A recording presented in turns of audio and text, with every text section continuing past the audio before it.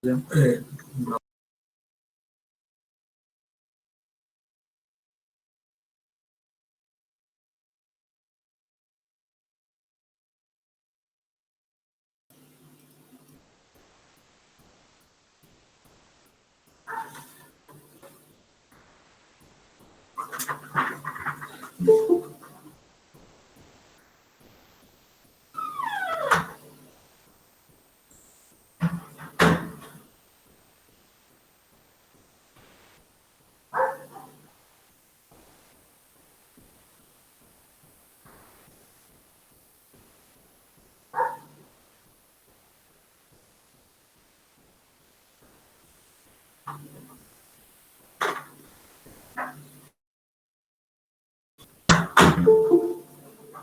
Buenos días. Buenos días, doctor. Buenos días.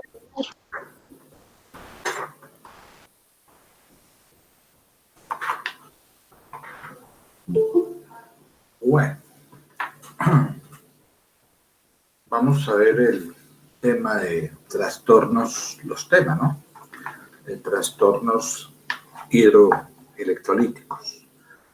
Ustedes ya tuvieron las bases de todo lo que fue la regulación, la homeostasis, el sodio, potasio, calcio, magnesio, fósforo.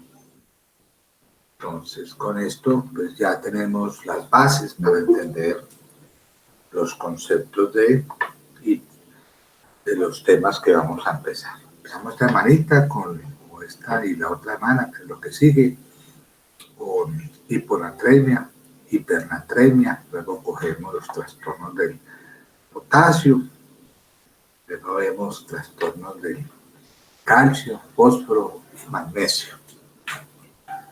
Entonces, bienvenidos. Si tienen alguna pregunta, por favor.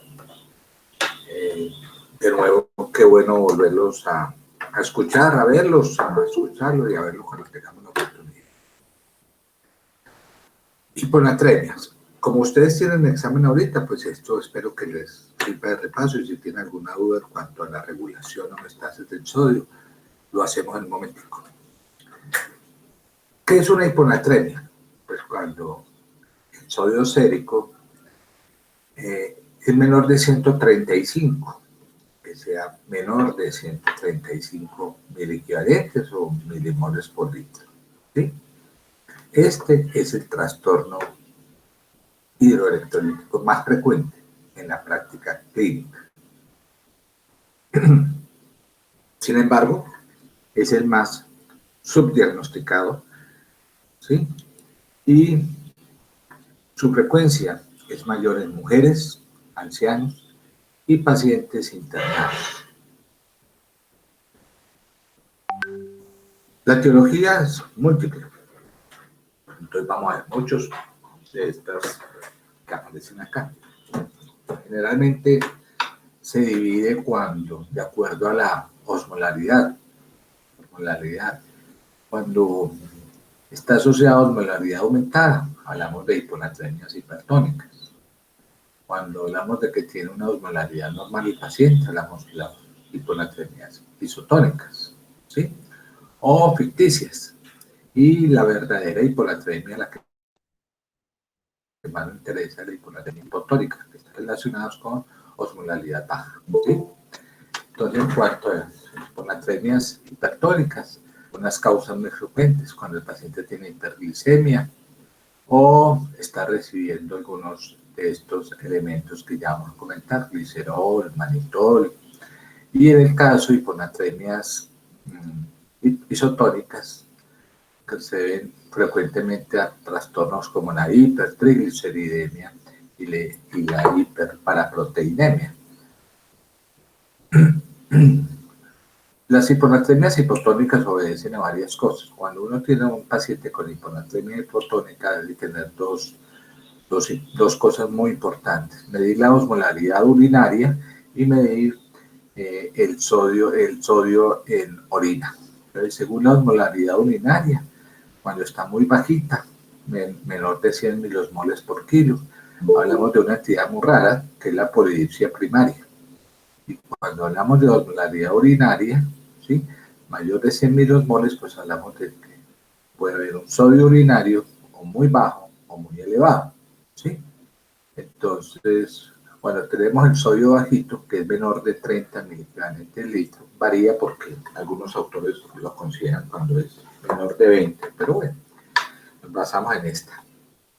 Este sodio urinario se relaciona también con, hay que mirar cómo está el volumen de líquido extracelular, ¿sí? Y a su vez el volumen circulante efectivo, que ustedes ya conocen estos dos conceptos. Cuando tenemos un volumen de líquido extracelular aumentado, pensamos en un hiperaldosteronismo secundario que conduce a edemas, retención de agua, entonces el paciente con insuficiencia cardíaca, cirrosis, síndrome nefrótico. O cuando tienen un volumen de líquido extracelular disminuido, cuando hay pérdidas extrarrenales de sodio, como el vómito, las diarreas secretorias, el aumento del tercer espacio, por ejemplo, quemaduras, etcétera. Estas son causas de sodio urinario bajo. Ahora, si el sodio urinario es mayor de 30 miliequivalentes litros en muestra de orina, pues se debe frecuentemente a pérdidas renales, ¿sí? La mayoría de estas se asocian a un incremento de la actividad de la vasopresina, hormona antidiurética, ¿sí? Y también hay que mirar volumen de líquido extracelular, como acá. Si está disminuido, normal aumentado. Si está disminuido, empezamos si el paciente está recibiendo diuréticos o tiene un hipoaldosteronismo primario, es decir, tiene una insuficiencia suprarrenal primaria, enfermedad de Addison, o una hiperplasia suprarrenal congénita por déficit de esta enzima, la CYP21A2, ¿sí? O por disminución de la actividad del canal epitelial de sodio, que es lo que producimos, lo que llamamos nosotros como un pseudo hipoaldosteronismo tipo 1, que es una resistencia a la acción de la aldosterona. Cuando está asociada a volumen de líquido extracelular normal, hablamos de, o sea, paciente euvolémico, hablamos de dos entidades muy importantes, como la secreción inadecuada de hormona antidiurética y el hipotiroidismo severo expresado como coma mixedematoso. Y por último, cuando hablamos de un volumen de líquido extracelular aumentado, está asociado a la insuficiencia renal crónica avanzada. En este caso, no hay elevación de la hormona antidiurética como en todos estos anteriores. Esa es la etiología más importante. Bien, en cuanto a los medicamentos causantes de hiponatremia, es una de las causas muy comunes de cuando estamos hablando de hiponatremia. Uno de los medicamentos más relacionados con trastornos de hiponatremia son los diuréticos tiazídicos, ¿sí? El consumo de tricíclicos o inhibidores selectivos de recaptación de serotonina, como la fluoxetina, la sertralina, el citalopram, el consumo de anfetaminas como el éxtasis, antipsicóticos tipo fenotiacinas, anticonvulsivantes como el valproato, la carbamazepina, incluso algunos antibióticos, como vemos acá la ciprofloxacino, antiarrítmicos como la mevarona, antihipertensivos como los IECA, etc. El omeprazol, otra causante muy importante, y análogos de la vasopresina como la desmopresina. Acá hay un listado, pero vuelvo e insisto que los dos grupos más frecuentes, digamos así, tiazídicos y antidepresivos. ¿Por qué los diuréticos de ASA, ¿sí?, no producen tanta frecuencia? Pues se ha demostrado, ellos apenas producen un 8%, no alcanza el 10% de los pacientes que llevan a hiponatremia. En cambio, los diuréticos tiazídicos pueden producir hasta en un 76% de causa, o sea que dentro de estos dos diuréticos, los diuréticos de Asia tienen más riesgo. No se les olvide eso. ¿Qué condiciones pueden llevar a una hiponatremia aguda? Ahorita hablamos de ella. Los estados postoperatorios, sobre todo aquellos pacientes que le han hecho una resección prostática, ya vamos a ver, especialmente cuando hace una resección transuretral. En preparaciones colonoscopia, en pacientes con polidipsia primaria, uso reciente de diuréticos tiazídicos, el uso de antineoplásicos como ciclofosfamida o uso reciente de estos fármacos que nombré ahora, desmopresina y vasopresina. Entonces, en esos pacientes que se hacen resección transuretral, ellos se le hacen cierta irrigación de sustancias como la glicina. ¿Sí? Estos fluidos no contienen electrolitos y pueden resultar generando trastornos de hiponatremia, que es una de las causas relativamente frecuentes en estos pacientes por el consumo. Bien, ya tenemos la definición de las causas más importantes. Ahora veamos cómo vamos a clasificar la hiponatremia. ¿Sí? Cuando hablamos de hiponatremia, nos basamos en diferentes parámetros, según la natremia, sus concentraciones, según la velocidad de desarrollo, ¿sí? Y gravedad de los síntomas, el estado del volumen de líquido extracelular, según la osmolaridad sérica u osmolaridad sérica, y según la osmolaridad u osmolaridad urinaria. Entonces, según la concentración sérica del sodio, hablamos de hiponatremias leves, moderadas y severas. Cuando hablamos de leve, estarían los niveles entre 130 y 135. Lo normal es que esté entre 135 y 145. Es decir, cuando cae por debajo de 135, está entre 130 y 135, hablamos de leve. Cuando está en 125 a 129, hablamos de moderada, y cuando es menor de 125, hablamos de una hiponatremia severa. Basada en el tiempo, entonces hablamos de hiponatremias agudas y crónicas. ¿Cómo está instaurándose esta sintomatología del paciente? Si es menos de 48 horas, hablamos de aguda, y cuando es crónica es porque se está instaurando por más de 2 días, más de 48 horas. Importancia, muchísimo. ¿Sí?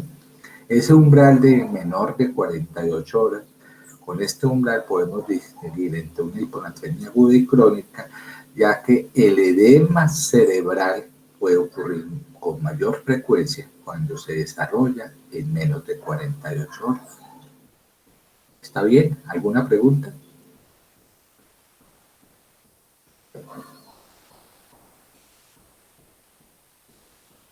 No, doctor. Bueno, entonces, decimos que es aguda o crónica según el tiempo, pero cuando no tenemos claro, ¿sí?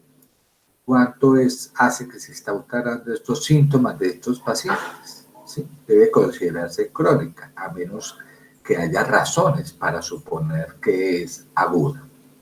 Ahorita vamos a ver por qué es importante eso según el tratamiento.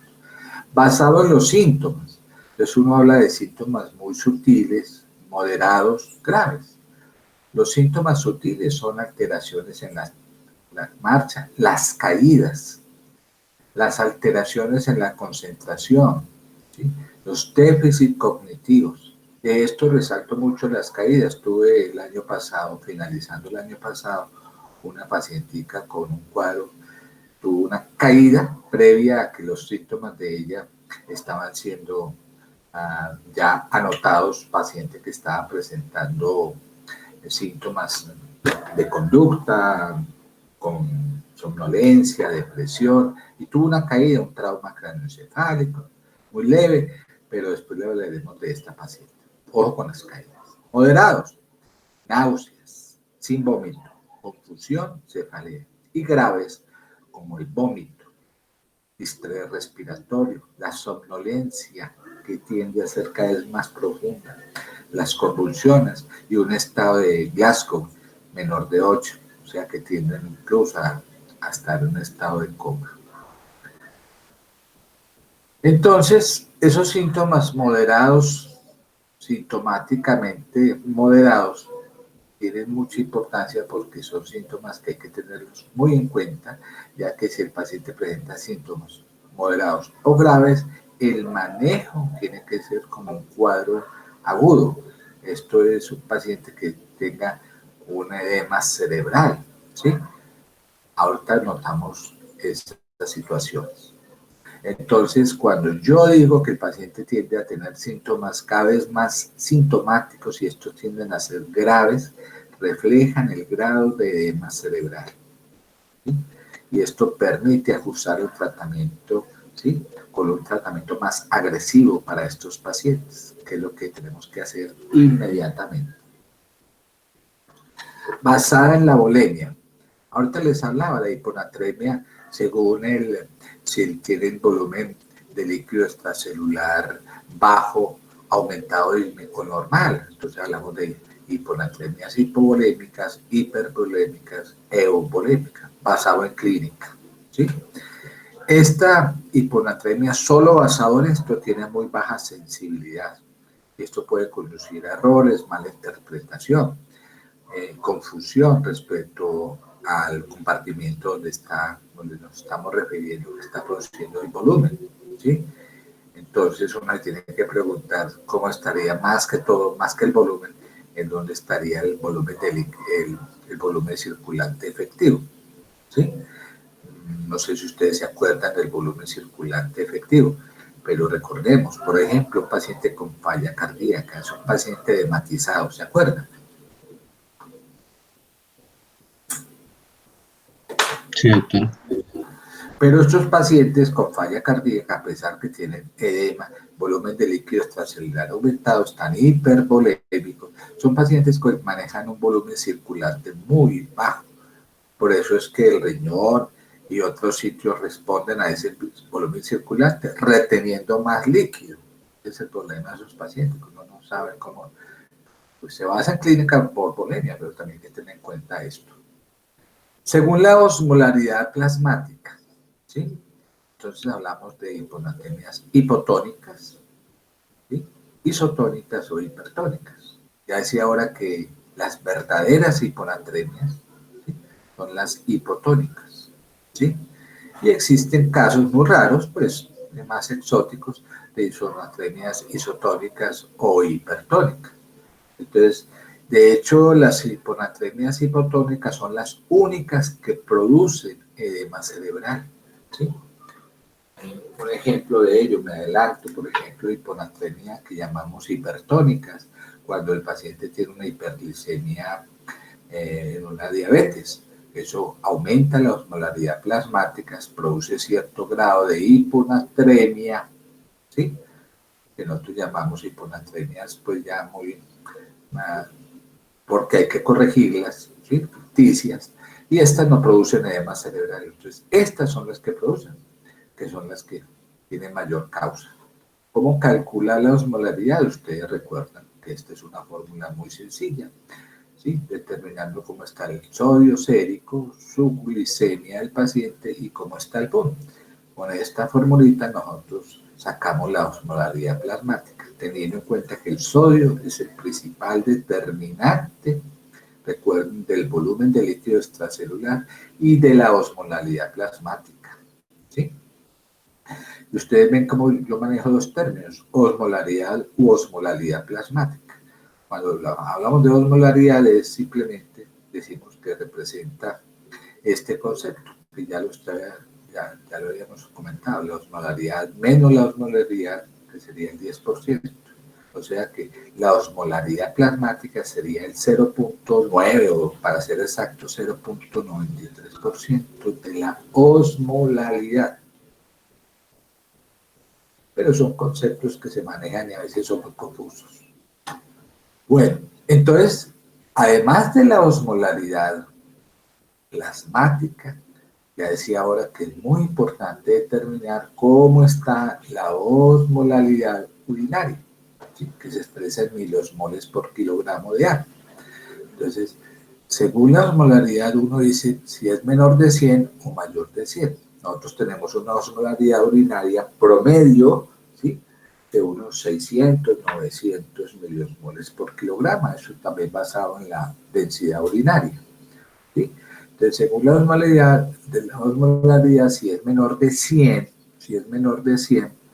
entonces vemos causas importantes como es ejemplo de ello la polidipsia primaria.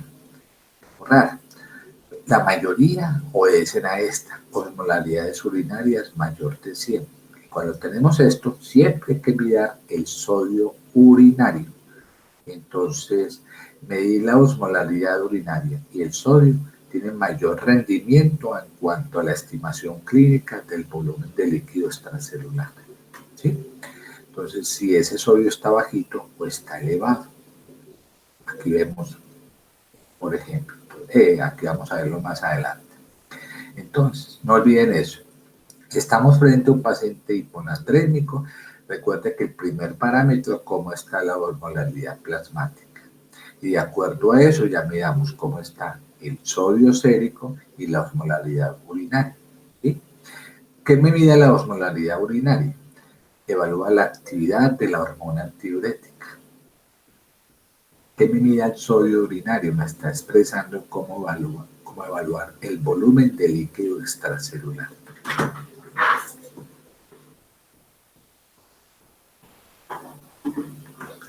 Entonces, en un abordaje diagnóstico, ¿sí? Pues uno tiene en cuenta varias cosas. Primero, la osmolaridad urinaria con el sodio urinario y lo puede relacionar de manera específica según el estado volémico del paciente. Todo nos ayuda, todo esto nos va a ayudar. ¿Sí? Entonces tengo, por ejemplo, paciente con hiponatremia, con osmolaridad urinaria. ¿Qué me está diciendo que tiene una osmolaridad urinaria? Me está diciendo que tiene una baja actividad de la hormona antidiurética, una disminución de la actividad de la hormona antidiurética. Aquí veríamos, por ejemplo, en un parcial de orina, una densidad urinaria menor de 1100, de 1010, perdón. O sea, es una orina hipostenúrica, hipotónica. Es el paciente típico que tiene una polidipsia primaria. En cambio, si tengo una osmolaridad urinaria mayor de 100 miliosmoles kilo, me está diciendo que la actividad de la hormona antidiurética estaría aumentada. Y aquí vamos a ver, cuando vemos esto, cómo están los niveles de sodio en la orina. ¿Sí? Entonces así podemos clasificar, ¿cierto? Mirando el sodio urinario, vamos a ver el sodio urinario que puede ser menor de 30 o mayor de 30. Y entonces vamos a ver estas etiologías muy importantes. Según el volumen, entonces hablamos de hiponatremia hipovolémica que se acompaña con sodio urinario menor de 30, como el vómito, las diarreas hipersecretoras o la aparición de un tercer espacio, por ejemplo, una quemadura, una peritonitis. O hiponatremias hipervolémicas que se acompañan con sodio bajo, como es la que yo decía ahora, falla cardíaca, síndrome nefrótico, cirrosis. O hiponatremias que se asocian con sodio elevado, euvolémica o hipovolémica, como el paciente que tiene enfermedad renal crónica con uso de tiazidas, un síndrome de secreción inadecuada de hormona antidiurética, el coma sedematoso, o finalmente, si es hiponatremia con sodio mayor de 30 es hipovolémica, pensamos en una insuficiencia suprarrenal primaria o lo que llamamos un riñón perdedor de sal, como en el ejemplo que habíamos citado en la etiología, como es el caso, ejemplo de ello, un paciente que tiene, por ejemplo, un pseudo hipoaldosteronismo tipo 1. Entonces, recordándoles que la hormona antidiurética, ¿sí?, que regula el estado de osmolaridad en el organismo, ¿sí?, se mide en forma de osmolaridad urinaria. Si está disminuida, recuerden que produciría una osmolaridad urinaria menor de 100 miliosmoles kilo. Si está elevada, la osmolaridad urinaria se elevaría. Y esto está muy relacionado con la densidad urinaria que ya comentamos. Entonces, tenemos un paciente con hiponatremia, ya definida. ¿Qué hacemos con él en el abordaje diagnóstico? ¿Qué es lo primero que busco? ¿Cómo está la qué? Osmolaridad. Y entonces definimos si es isotónica, si es hipotónica o es hipertónica. No, que es isotónica, estaría entre 280 y 295. Si es hipotónica, menor de 280. No, es hipertónica, por encima de 295. La mayoría de todas estas hiponatremias son hiponatremias hipotónicas, ¿sí? Aunque existen casos más raros de hiponatremias hipotónicas o hiper o isotónicas, perdón, que son no hipotónicas. Entonces, miremos, por ejemplo, una hiponatremia hipertónica por presencia de estos osmoles efectivos, como la hiperglicemia y el manitol, glucosa, manitol, o inclusive la glicina. ¿Sí? Entonces, no le veíamos hiperglicemias, por ejemplo, en cetoacidosis diabética o estados hiperosmolares. ¿Dónde veríamos consumo de glicina? En cirugía urológica. Acuérdense que hablaba de la resección transuretral. ¿Sí? ¿Qué es lo que pasa con estos osmoles efectivos? Que pueden aumentar la osmolaridad, por eso se llaman hiponatremias hipertónicas, pero no generan edema cerebral. ¿Sí? No generan, porque ellos producen desplazamiento de los líquidos intracelulares a los líquidos extracelulares. Todo lo opuesto a una hiponatremia hipotónica. ¿Sí? Y en el caso, por ejemplo, de pacientes que tienen hipertrigliceridemia o hiperproteinemia tipo paraproteinemia tipo gamaglobulinas, ¿sí? Gamapatías monoclonales, como es el paciente con mieloma múltiple, estos producirían un artefacto laboratorio que eleva, que disminuye falsamente el sodio, ¿sí? Entonces, volvamos. ¿Cuál es la principal hiponatremia que nos interesa? La hipotónica. Ya saben, entienden cómo definido el concepto de hiponatremia, pues menor de 280. Entonces, cuando yo tengo esto, mido cómo está la osmolaridad urinaria, es decir, cómo está la actividad de la hormona antidiurética. Si está disminuida, entonces, ¿cómo estaría la actividad de la hormona antidiurética?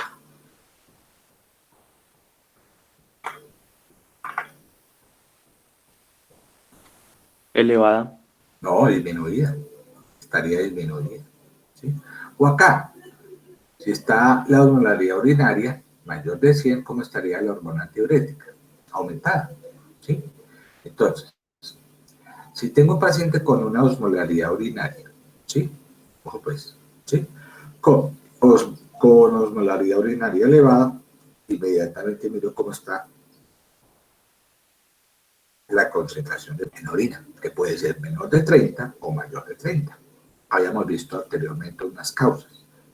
Una de las causas más importantes de osmolaridad urinaria, ¿sí? Baja es la polidipsia primaria, ¿sí? Digamos lo que es de las más importantes. Y cuando tengo osmolaridad urinaria elevada, entonces miro concentración de sodio y miro cómo está ese sodio en orina. ¿Sí? Si está bajito, si está elevado, si es menor de 30, mayor de 30. Entonces, si es menor de 30, ¿sí? Miro cómo está el volumen de líquido extracelular, que generalmente están muy asociados con volumen circulante efectivo bajo. El volumen de líquido extracelular ha aumentado, ¿sí? Entonces, con un paciente que tenga, por ejemplo, volumen de líquido está edematizado, pero que tiene volumen circulante bajo, ahí estaría el paciente con falla cardíaca, cirrosis y síndrome nefrótico. O sea que estos pacientes hacen hiponatremia hipotónica con osmolaridad aumentada y el sodio en harina estaría muy bajito, así me voy orientando. O con volumen de líquido extracelular disminuido, ¿sí? Tienen un cierto grado de deshidratación, como son pacientes con vómitos, diarreas secretoras o tienen tercer espacio. Si está aumentado el sodio sérico, el sodio urinario, entonces puede ser por que está tomando recientemente diuréticos triacídicos o tiene una enfermedad renal crónica ya establecida. Si no es por estas dos causas, entonces uno mira cómo está el volumen de líquido extracelular. ¿Sí? Si está normal, que es el paciente euvolémico, las dos causas más importantes son secreción inadecuada de hormona antidiurética y el coma mixedematoso. O lo tiene disminuido, como ocurre usualmente en el paciente con insuficiencia suprarrenal primaria, de la enfermedad de Addison, o el síndrome Bierdesal, ¿sí? Que es el pseudo hipoaldosteronismo tipo 1, que no es más que simplemente una resistencia a la acción de los mineralocorticoides. Entonces, en este ejemplo habíamos comentado, ¿sí? Pacientes con lo que llamamos hiperaldosteronismo secundario. Son pacientes que tienen hiponatremias con sodio urinario bajo, con osmolaridad urinaria baja y sodio bajo. Paciente con insuficiencia cardíaca cirrosis. Recuerden que esos pacientes tienen un volumen de líquido extracelular aumentado, pero tienen un volumen circulante efectivo disminuido. Aquí, que es son las tres causas más frecuentes de hiperaldosteronismo secundario con tensión arterial normal. ¿Sí?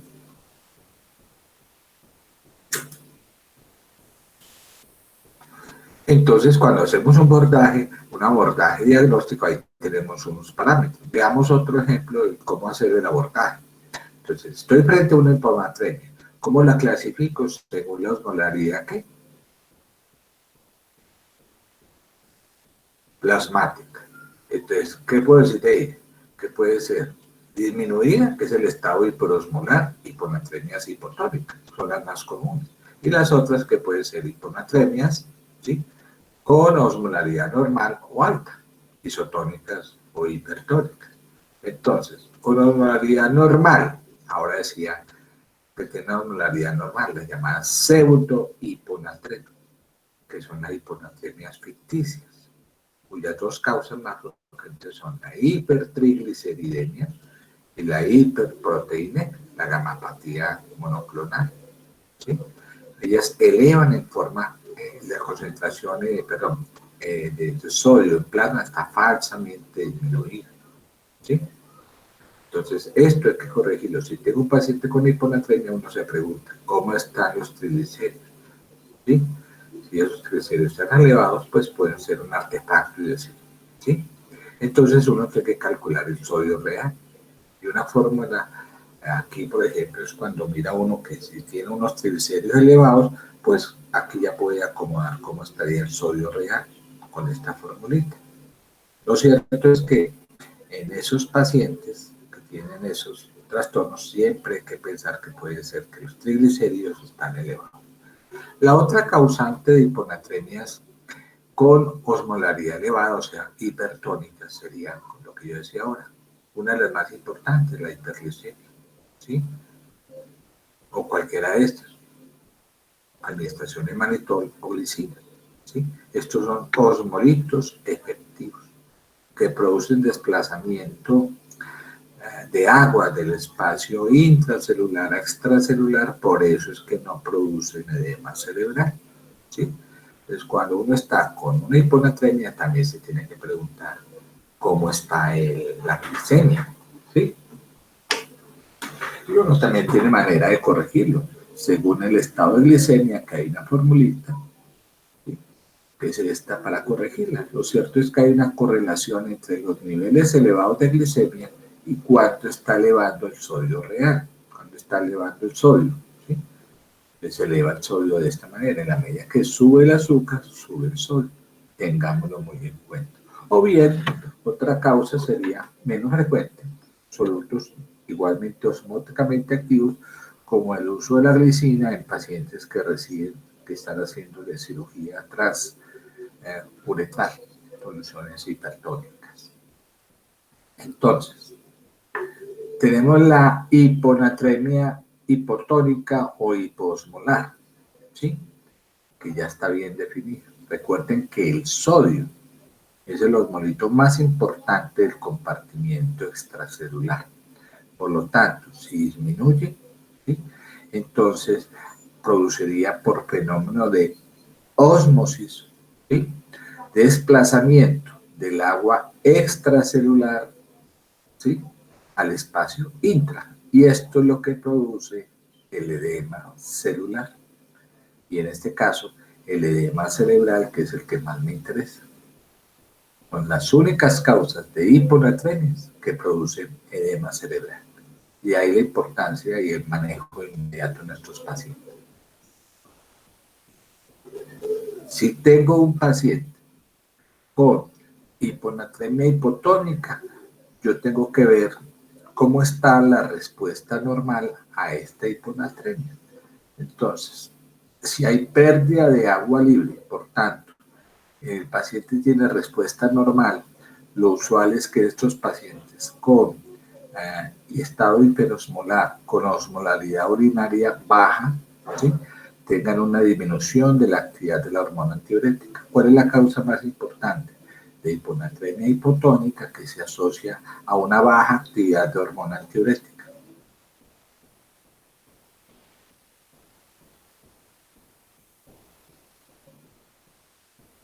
Pues y ahora, ¿cuál? La polidipsia primaria. La mayoría tienen actividad de hormona antidiurética elevada, ¿sí? Ellos tienen ganancia de agua libre, o sea, retienen agua libre. Implica que si tiene agua libre, el agua está muy elevada, entonces esta hormona antidiurética circulante, ¿sí?, estaría muy elevada y entonces habría gran actividad de ella. Entonces cojámosla pues. Esos pacientes que tienen hiponatremias hipotónicas, ¿sí? ¿Cuál es la causa más importante? Cuando tienen disminución de la actividad de la hormona antidiurética. Polidipsia primaria. Eso, polidipsia primaria, ¿sí? En estos pacientes generalmente son pacientes psiquiátricos, esquizofrénicos, o que tienen una patología hipotalámica, una sarcoidosis, por ejemplo, ¿sí? Esos pacientes tienden a aportar gran cantidad de agua, ¿sí? El paciente, para mí, que tienen el consumo habitual de consumir mucha cerveza, entonces ellos hacen un estado hipervolémico con expansión, pero una expansión hipoosmolar, hiposmótica. En respuesta a eso, entonces, ¿qué hace? Como tiene mucha cantidad de agua, entonces empieza a tener una disminución de la actividad de la hormona antidiurética, y como disminuye la actividad de la hormona antidiurética, entonces empiezan a eliminar agua, eliminan agua, y entonces esto hace que este volumen de líquido extracelular, volumen circulante efectivo, puede inclusive mejorar, entonces pasaría de un estado hipervolémico a un estado finalmente euvolémico, ¿sí? ¿Ok? Bien. Raro. Me centro mucho en esta, que es la hiponatremia hipotónica, donde hay que mirar en este planteamiento que se hace cómo está el volumen circulante efectivo, ¿sí? Si tengo un volumen circulante efectivo, ¿sí?, bajo, ¿sí?, con volumen de líquido extracelular contraído, hablamos de pacientes hipovolémicos, o que tiene un volumen de líquido extracelular aumentado, hipervolémicos, o si estaría el volumen de líquido extracelular normal, ¿sí? Volumen de líquido. Entonces, ¿cómo estaría un paciente hipovolémico? ¿Cómo lo ven ustedes? ¿Cómo clínicamente lo distingo?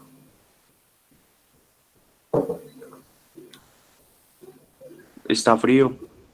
Frío, ¿qué más? Pálido, diaforético. Puede ser, sí. Le toman un catéter del lado derecho, ¿cómo estarían las presiones venosas? Presión venosa central. Estaría baja.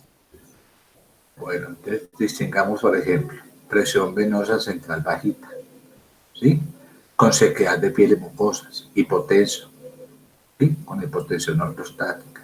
Y el BUN estaría muy elevado, más elevado que la creatinina, ¿sí?, una relación BUN-creatinina mayor de 20, que llamamos nosotros. No está hipervolémico, entonces estaría con signos de presión venosa usualmente aumentada, con edema, ¿sí?, periférico pulmonar, ascitis, etcétera, ¿sí? Y si está euvolémico, pues estos parámetros se normalizarían, no había, la PVC estaría normal, no hay edema, no hay ascitis, etcétera, ¿sí? Muy bien. ¿Sí? Sí, doctor. Deme un ejemplo de una hiponatremia hipotónica hipervolémica con volumen circulante bajo.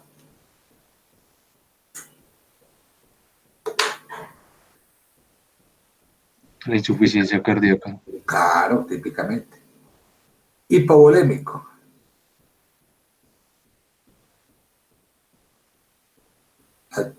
El vómito, Un vómito. la diarrea. Y euvolémico, por ejemplo, la secreción inadecuada de hormonas diuréticas. Otro ejemplo de hipovolemia, insuficiencia suprarrenal, ¿sí? Primaria. ¿Sí? Entonces, tengo un volumen de líquido extracelular bajito, ¿sí? O sea, ¿cómo está el paciente? ¿Sí? ¿Cómo estaría? Hipovolémico, ¿cierto? Entonces miro a ese paciente si tiene, por ejemplo, pérdidas renales o extrarrenales. Pérdidas extrarrenal haría que el sodio sérico se disminuiría. Y entonces ese sodio urinario, perdón, ¿sí? Urinario, en la orina sería menor de 30, como ocurre en el paciente con vómitos, diarreas, tercer espacio. O pérdidas renales, el paciente que tiene hipovolemia y además de eso tiene un sodio urinario elevado, como ocurre típicamente en el paciente que consume diuréticos tiacídicos o que tiene aldosteronismo primario. ¿Qué es el hipoaldosteronismo primario? Ejemplo.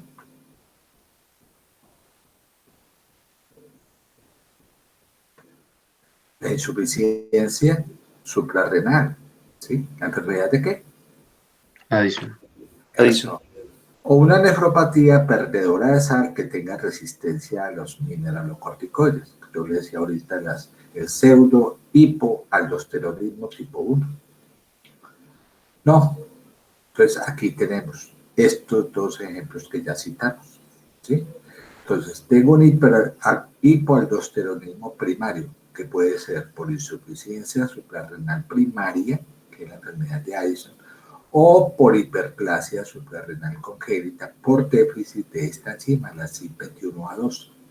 ¿Sí? O por esta que sería nefropatía perdedora de sal, que sería el pseudo hipoaldosteronismo, donde hay una disminución de la actividad de este canal epitelial de sodio que ustedes vieron en fisiología, que se vuelve muy resistente a la acción de los mineralocorticoides. Entonces cojamos este ejemplo, que es muy raro, pero veámoslo aquí, el llamado pseudo hipoaldosteronismo, que es una tubulopatía localizada a nivel distal, donde actúa la aldosterona a nivel distal. ¿Qué le pasa a estos pacientes? Que tienen una disminución de este canal epitelial de sodio, los túbulos colectores, y hacen resistencia tubular a la acción de la aldosterona. Entonces no es que la aldosterona falle, por el contrario, se eleva por una resistencia periférica. ¿Sí? Y entonces en estos pacientes hacen este cuadro clínico. Miren que yo estoy aquí hablando que hacen hiponatremia con hipercloremia, o sea, con sodio urinario elevado, hipernatruria. ¿Sí? Se comportan como un cuadro de insuficiencia suprarrenal, hipotensos, con hipercalemia, con acidosis metabólica con anión GAP normal, y la aldosterona estaría elevada en estos pacientes. ¿Es frecuente? No, eso es rarísimo. ¿Sí? Se produce generalmente en niños, ¿sí? Usualmente es neonatal, es una urgencia endocrinológica en ellos. ¿Sí? En ese sentido, porque hacen cuadros de hipotensión, pérdidas salinas, etc. Se hereda por, ya vemos, mecanismos autosómicos dominantes o recesivos. Es muy rara. ¿Sí? Es una enfermedad rara. ¿Dónde qué? Ocurre una resistencia ¿qué? A los mineralocorticoides, o sea, a la aldosterona. ¿Sí? Entonces, estos niños recién nacidos tienen pérdida renal de sales, sodio elevado en orina, con retardo en el crecimiento y deshidratación. ¿Por qué ocurre? Por una mutación de este gen que hay aquí. ¿Sí? El gen codifica este receptor mineralocorticoide que es este que está aquí, ENaC. ¿Sí? Y entonces hay una disminución a la respuesta, a la acción a la aldosterona. ¿Sí? Entonces son niños hiponatrémicos que contraen el volumen del líquido extracelular, se tornan muy hipotensos, que tienen una elevación muy elevada de sodio en la orina, ¿sí? Además de eso hacen hipercalemia, ¿sí? Con disminución en la excreción urinaria de potasio, pues claro, están haciendo un cuadro de insuficiencia suprarrenal. La aldosterona no puede eliminar el potasio, ¿sí? ¿Ok? Entonces, esos pacientes hacen un síndrome de perdedor de sal, se deshidratan, están con vómito, con retardo de crecimiento. Nacen con este problema, ¿sí? Y entonces, ¿qué tenemos que hacer con los niños? Pues cuando nacen hay que reponerles todo este líquido que se le ha perdido, corregir el sodio, corregir este volumen de líquido extracelular bajo. Y entre esos hay que hacerle terapia de reemplazo con un derivado de mineralocorticoide, que es la 5-alfa-fluorhidrocortisona, o la misma hidrocortisona en el caso de emergencia. Cuando uno está frente a un paciente con este cuadro clínico, hay que hacer un diagnóstico diferencial muy importante. ¿Será que este niño tiene esta enfermedad rara? ¿O será que tiene otra causa, que es causa de hipoaldosteronismo primario, que es la hiperplasia suprarrenal congénita? Y cuando es una hiperplasia suprarrenal congénita, que se parece mucho a este cuadro clínico, debemos sospechar que el defecto enzimático está aquí, en esta enzima, la 21-beta hidroxilasa, la CYP21A2, que ya vieron por allá ustedes en bioquímica. Entonces, si tengo un hiperaldosteronismo con insuficiencia suprarrenal primaria de origen congénita, debemos sospechar que sea una hiperplasia suprarrenal congénita por déficit de esta enzima, en ese diagnóstico diferencial, que es una causa también importante de hiponatremia, a tenerlo en cuenta en un niño, por eso, deficiencia. De hecho, cuando esa hiperplasia suprarrenal congénita se debe a el déficit de esta enzima, la 21-beta hidroxilasa, esta es la forma más frecuente de hiperplasia suprarrenal congénita. Representa el 95% de los casos. Y presentan dos características. Recuerden que produce una insuficiencia suprarrenal, ahorita lo decía, una insuficiencia suprarrenal. Por eso es una de las causas de hipoaldosteronismo primario. Y este se asocia a un déficit en la síntesis de cortisol y en la síntesis de aldosterona. Miren esta enzima, lo importante. Esta enzima, la CYP21A, es fundamental para que se sinteticen estas dos hormonas, mineralocorticoides y cortisol, aldosterona. Y entonces, como esta enzima no puede producir esto, entonces esta cosa se desvía para acá.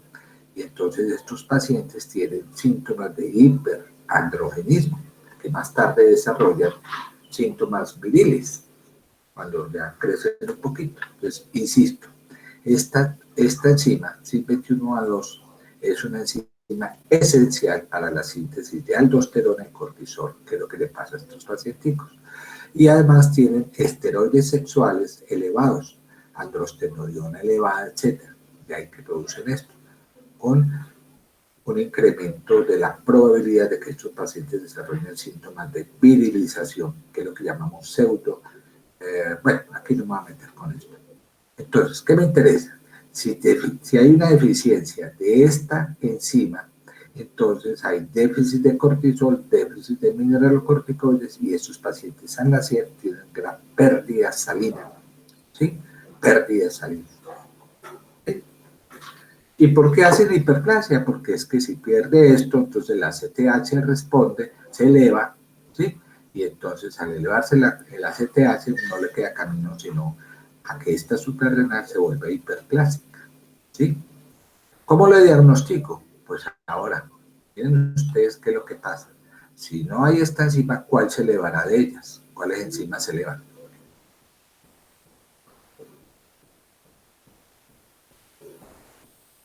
Ustedes ya vieron esteroidogénesis. La 17-beta hidroxilasa. Eso. Entonces, si esos pacientes tienen este problema, se eleva la enzima 17 hidroxiprogesterona, o sea que el diagnóstico se hace a través de esta enzima. No, sospecha y pide esto. 17 alfa hidroxiprogesterona es la que se eleva. Entonces volvamos a ese paciente. Nace. Cuando nace, tienen un problema muy grave, que es una tubulopatía perdedora de sangre.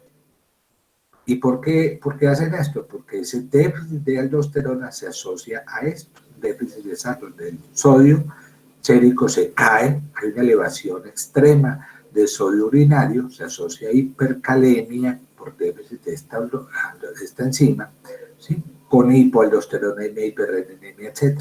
Y el déficit de cortisol se asocia a hipoglucemia, hipotensión, etc. Más adelante, pues harán síntomas de hiperandrogenismo, ¿sí? Pero esto es el tema central que me trae hoy a colación. ¿Cómo lo diagnostico? Con niveles elevados de qué? Y el Progesterona. siguiente, hidroxiprogesterona elevada. ¿Sí? El diagnóstico se hace midiendo estos niveles, así de fácil. Es un diagnóstico diferencial y es una causa de hiponatremia. ¿Cómo la trato? Igual que en el paciente con pseudo hipoaldosteronismo tipo 1. ¿Con qué? Entre otras cosas, él tiene un déficit de mineralocorticoides, entonces hay que darle a esos pacientes, ya sea en el cuadro agudo, cuando hacen esto, además de darle líquidos, etcétera, hidrocortisona. O 9-alfa hidrocortisona, que sería como el terapia de reemplazo oral. ¿Sí? Eso es lo que se le ponen a estos pacientes, además de cortisol, etcétera. ¿Sí? Entonces, ¿hasta ahí voy bien? Ahora, Sí, doctor. si tengo una hiponatremia hipotónica con un volumen de líquido extracelular aumentado, recuerden que en esos pacientes tienen síndromes edematosos como la cirrosis, síndrome nefrótico, ¿sí? La falla cardíaca. Recuerden que en ellos el sodio está muy bajito, ¿sí? Y hacen lo que nosotros decíamos ahora, un hiperaldosteronismo secundario. Miren que la anterior hablaba de hipoaldosteronismo primario. Estos son pacientes que hacen hiperaldosteronismo secundario, ¿sí? Con tensión arterial normal, porque hay causas de hiperaldosteronismo secundario con elevación de presión arterial, que no me interesa todavía discutir. Pero las tres causas más frecuentes son estas. Estos pacientes, pese a que tienen volumen de líquido extracelular elevado, tienen un volumen circulante bajo. Y entonces esto se representa como una activación de la elevación del sistema renina-angiotensina aldosterona. Por eso hace un hiperaldosteronismo. Ténganlo en cuenta. Entonces, si miramos aquí, ya vemos las causas más importantes. Ya vimos estas, como algunas de ellas, los síndromes hematosos, por cualquiera de estas que ya analizamos. ¿Sí? Doctor, Sí. una pregunta. Ahí en el estado hiposmolar, en el que aparece que el sodio urinario y el potasio urinario es mayor al sodio plasmático, se refiere No, a no le porque parece. sea. Este es sodio urinario más cloro urinario, ¿sí? Están elevados. ¿Cuál me decían? ¿Qué? ¿En esta? ¿En dónde? No, en el de arriba, el de bajito del estado hiposmolar. Aquí. Sí, Sodio urinario más potasio urinario mayor que el sodio plasmático. sí, eso se refiere debido a que se aumentó el volumen en extracelular en líquidos o porque sería mayor que el plasmático. Porque generalmente son pacientes que tienen un sodio urinario, usualmente urinario más elevadito, ¿sí? Que el sodio plasmático. Pero bueno, no le paré bola a ella, que lo respeté por el autor, pero no me oriento por ahí. Ah, listo, doctor, gracias. Bueno, entonces, volvamos a la hiponatremia real. Cuando yo digo que hay una hiponatremia real, ¿a qué me refiero?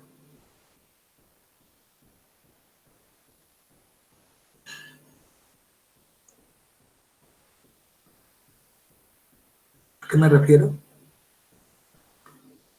A la hiponatremia hipotónica. De siempre. Recuerde que uno no sensa, eso hace parte de lo que le habló García, o el que le habló de sodio, que uno no sensa el volumen de líquido extracelular, lo que uno sensa es el volumen circulante efectivo. Bueno, aquí no nos vamos a alterar. Entonces, si tengo un volumen circulante efectivo descendido y el paciente tiene síntomas de hipervolemia, ¿cuáles son las causas más frecuentes? Los insuficiencia vómitos, cardíaca, ah, no sé, cirrosis, síndrome cirrosis, nefrótica. Correcto. Si tengo un volumen circulante efectivo descendido con síntomas de hipovolemia, ¿cuáles son las causas más frecuentes? vómito, diarrea, Correcto. Y aquí están los síntomas.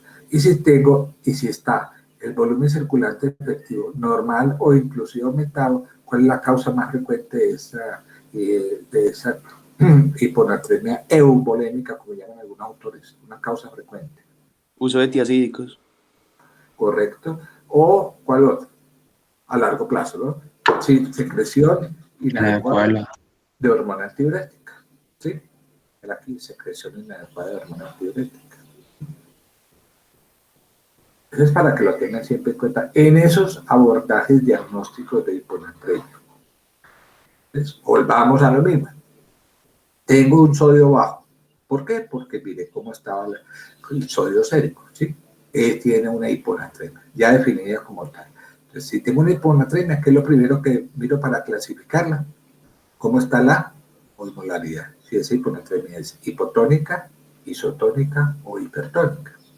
No, es isotónica, ¿sí? Que es la que llamamos la pseudohiponatremia. Las dos causas más frecuentes que producen hiponatremias ficticias, ¿cuál sería? Los niveles elevados de triglicéridos o la hiperproteinemia, de ejemplo, paciente con una gamapatía monoclonal o un mieloma, ¿sí? Muy bien.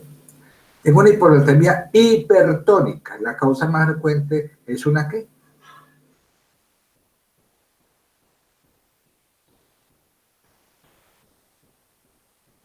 hiperglicemia.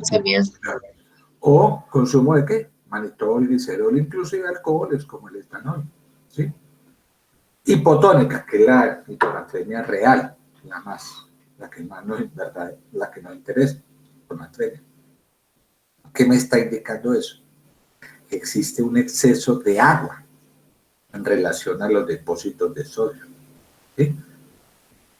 Recuerden que el sodio es un reflejo de muchas cosas, el sodio sérico, que no vamos a tener.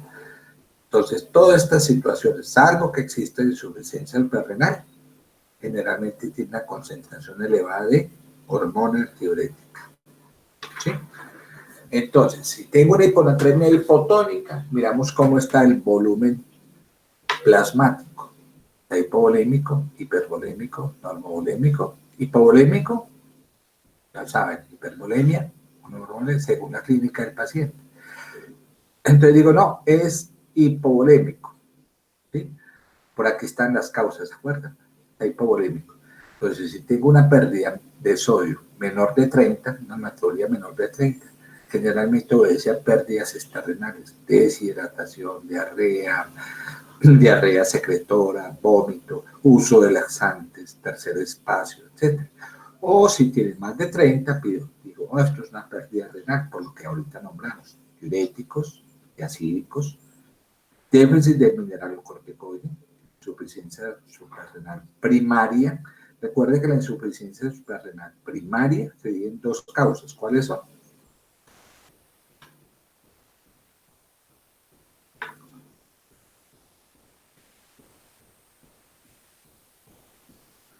Por déficit enzimático, que es la que hiperplasia suprarrenal congénita, por déficit de qué enzima.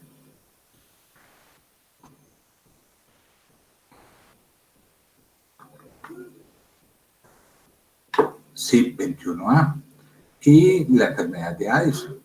¿Y cuál es la nefropatía perdedora de sal que yo me refería? Esa que tiene deficiencia de la acción que no responde al mineralocorticoide, la que nombré ahorita.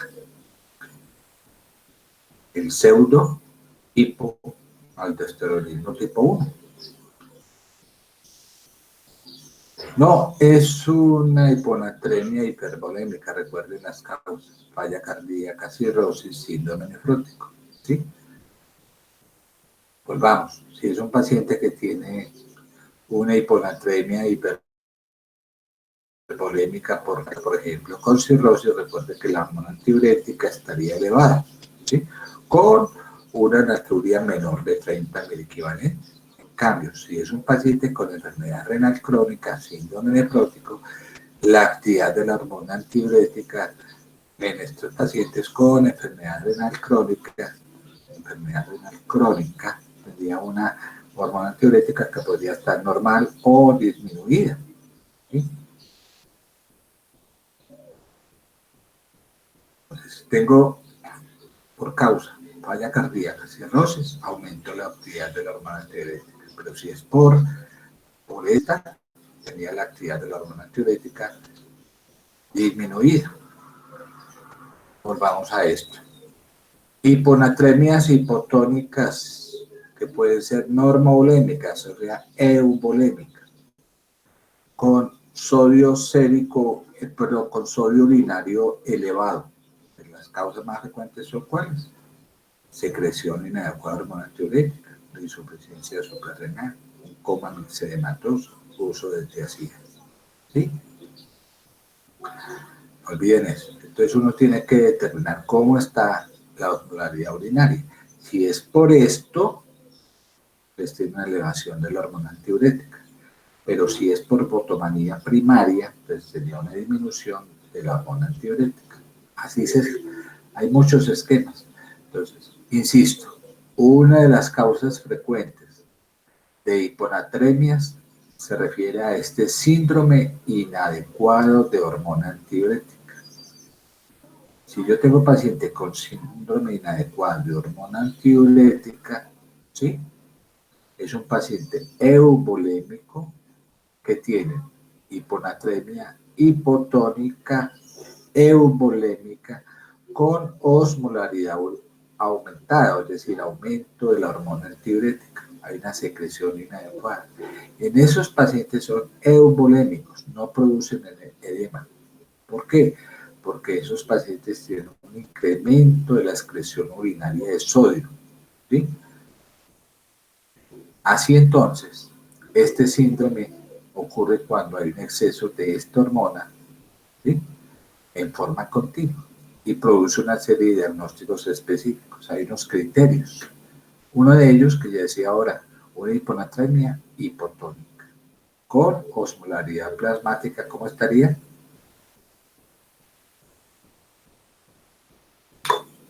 Baja. Son euvolémicos. Tienen un sodio urinario muy elevado, con osmolaridad urinaria inapropiadamente elevada, ¿sí? Son los criterios esenciales para el diagnóstico de una síndrome de secreción inadecuada de la hormona antidiurética, ¿sí? Entonces, sodio sérico bajo, hiponatremia hipotónica, son euvolémicos, con secreción inadecuada, elevación de esta hormona, con natriuria elevada, con osmolaridad urinaria elevada, ¿sí? Ellos no hacen desequilibrio de ácido-base, tienen función renal, suprarrenal, tiroidea normal. Entonces, pacientes retienen agua en un momento dado, pueden retener agüita, pero finalmente hacen euvolemia, elevación de la hormona antidiurética, ¿sí?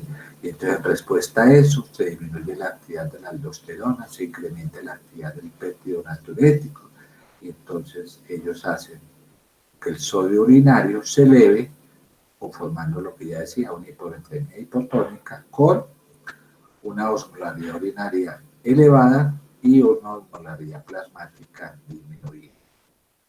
La conclusión de todos estos pacientes, ¿sí? ¿Cuáles son las causas de esta secreción inadecuada de hormona antidiurética? Muchas. De las más importantes, causas tumorales por medicamentos o por patología pulmonar tipo infecciosa. Entre las causas de tumores más frecuentes está el tumor pulmonar, tumores pulmonares como el carcinoma de células pequeñas. ¿Sí?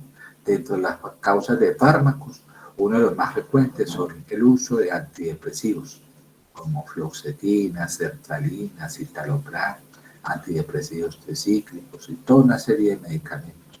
O patología pulmonar tipo infecciosa, como neumonías, por ejemplo, la tuberculosis, una causa frecuente de secreción inadecuada de hormona antidiurética, ¿sí? Entonces aquí vemos que muchos de los fármacos, como los diuréticos tiazídicos, decía ahora, antidepresivos que le nombraban, pueden producir esto. Este es el caso de un paciente. Miren ustedes. Mujer de 81 años, ¿sí? En tratamiento por una depresión, recibe citalopram, y entonces recibiendo antidepresivos, el paciente consulta por somnolencia, bradisiquia, confusión.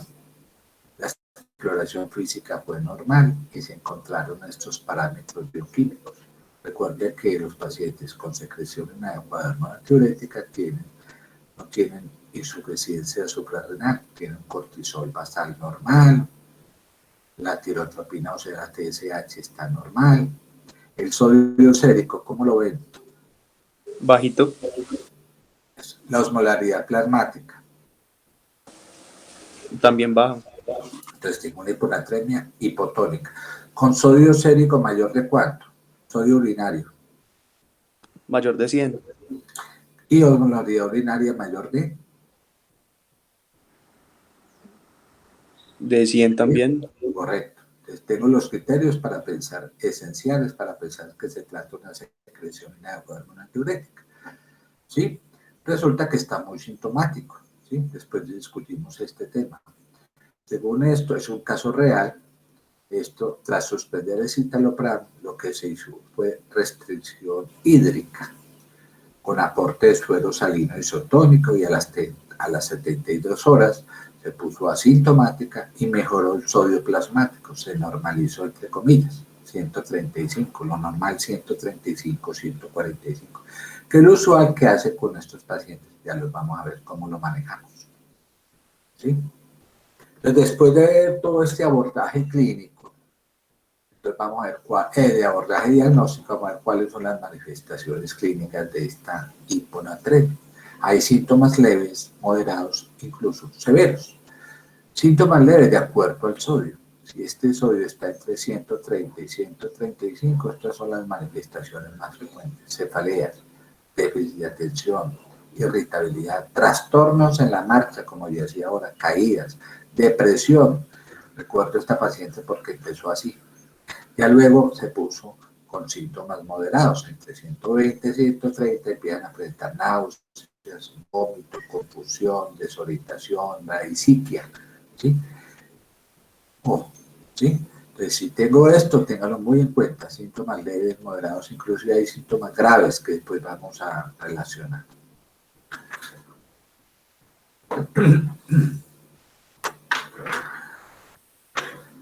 Volvamos a la etiología. Paciente con insuficiencia, ¿qué? Perdón. Paciente con insuficiencia, ¿qué? Suprarrenal. Entonces, si tengo una insuficiencia suprarrenal, mire las características, no olvide ya, ¿sí? Entonces, una de las causas importantes de esta hiponatremia es lo que llamamos la insuficiencia suprarrenal primaria. Y esto se debe a que a un déficit en la síntesis de aldosterona, su nombre lo está diciendo, un hipoaldosteronismo, ¿sí?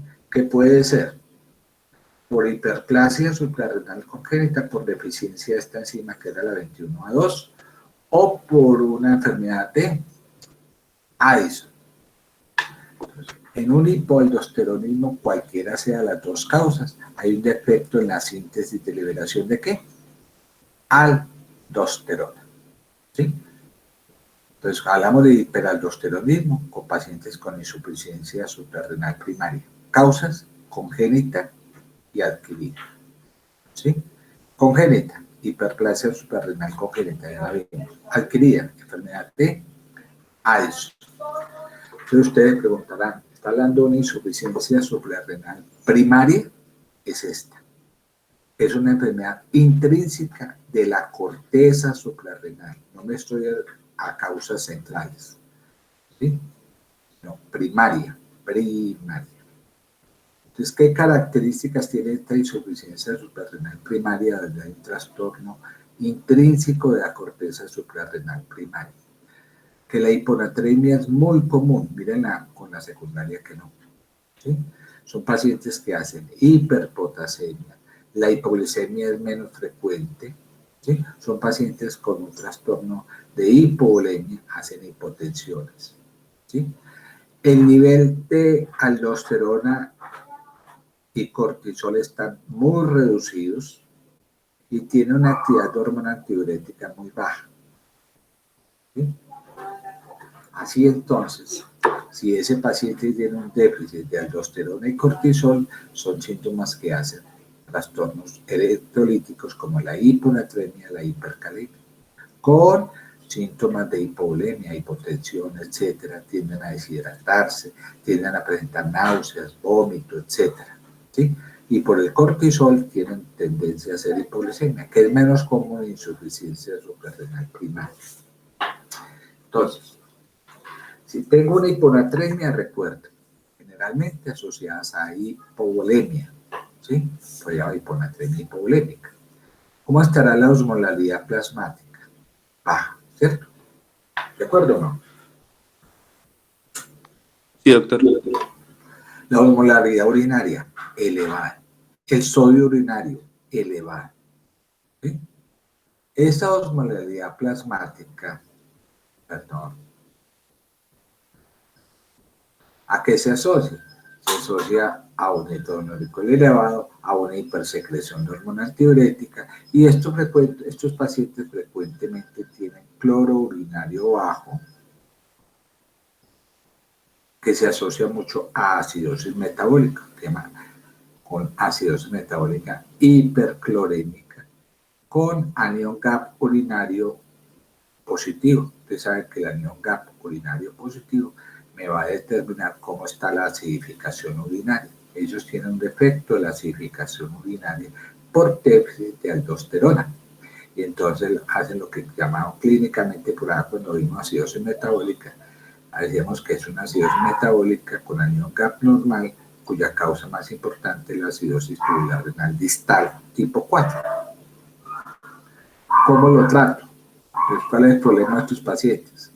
¿Cuál es el problema? Que hacen, y una de las manifestaciones, la hiponatremia, que hacen trastornos de pérdida de volumen de líquido extracelular, o sea, hay que corregirlo con soluciones salinas isotónicas, corregir esa hipopotasemia y corregir ese déficit de aldosterona que tiene, entre otras, ¿cuál es el mineralocorticoide más importante?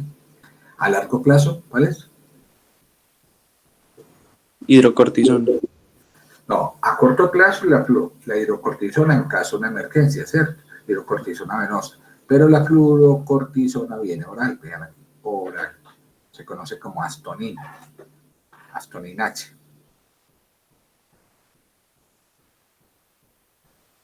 No la tengo, yo no hago eso. Que no. ¿Sí? La astonina. Ese es el paciente que tiene una insuficiencia suprarrenal. Ahora bien, tengan en cuenta, yo les hablé de insuficiencia suprarrenal primaria, que también hay que hacer otro diagnóstico, en este caso, con los pacientes que tienen coma mixedematoso, dentro de las causas de estas que ya vimos. El coma mixedematoso es otra causa más de hiponatremia, muy parecida en ese sentido, con esas manifestaciones. Resulta que el paciente con coma mixedematoso, que es el extremo de un paciente con hipotiroidismo, tiene una posibilidad de hacer una insuficiencia suprarrenal concomitante. Entonces son pacientes que llegan con clínica de hiponatremia, hipercalemia, hipoglicemia, ¿sí? Con hipotensión refractaria a líquidos y vasopresores. Entonces cuando uno mira esa hiponatremia, lo primero que quiere corregir es el sodio. Y como es un paciente con trastornos de tiroides, lo primero que quiere corregir uno es la levotiroxina, con levotiroxina, o sea, con suplementos de hormona de TSH, o sea, en este caso con hormona, con levotiroxina, T4. Resulta que si uno primero corrige con levotiroxina, es un error, y se inicia primero la levotiroxina, esto puede agravar una crisis suprarrenal. Entonces, cuando estén frente a un coma mixedematoso, lo primero que hay que administrar en esos pacientes es hidrocortisona. sobre todo cuando usted sospecha que hay esos síntomas de insuficiencia suprarrenal, es decir, con hipercalemia, etcétera, ¿sí? Y entonces hay que iniciarlo previo al uso de estas hormonas, de esta levotiroxina. Lo primero que hay que hacer. Ya luego corrige el sodio, ya luego le puede administrar levotiroxina a estos pacientes. Doctor, una pregunta. Sí, por favor. La dieta no tiene nada que ver con el tratamiento en cuanto a la ingesta de sodio. O eso se controla por Ya después lo controlamos, pero estamos hablando de un paciente que llega con una urgencia endocrinológica como es esta. Entonces no se le olvide, es un mensaje.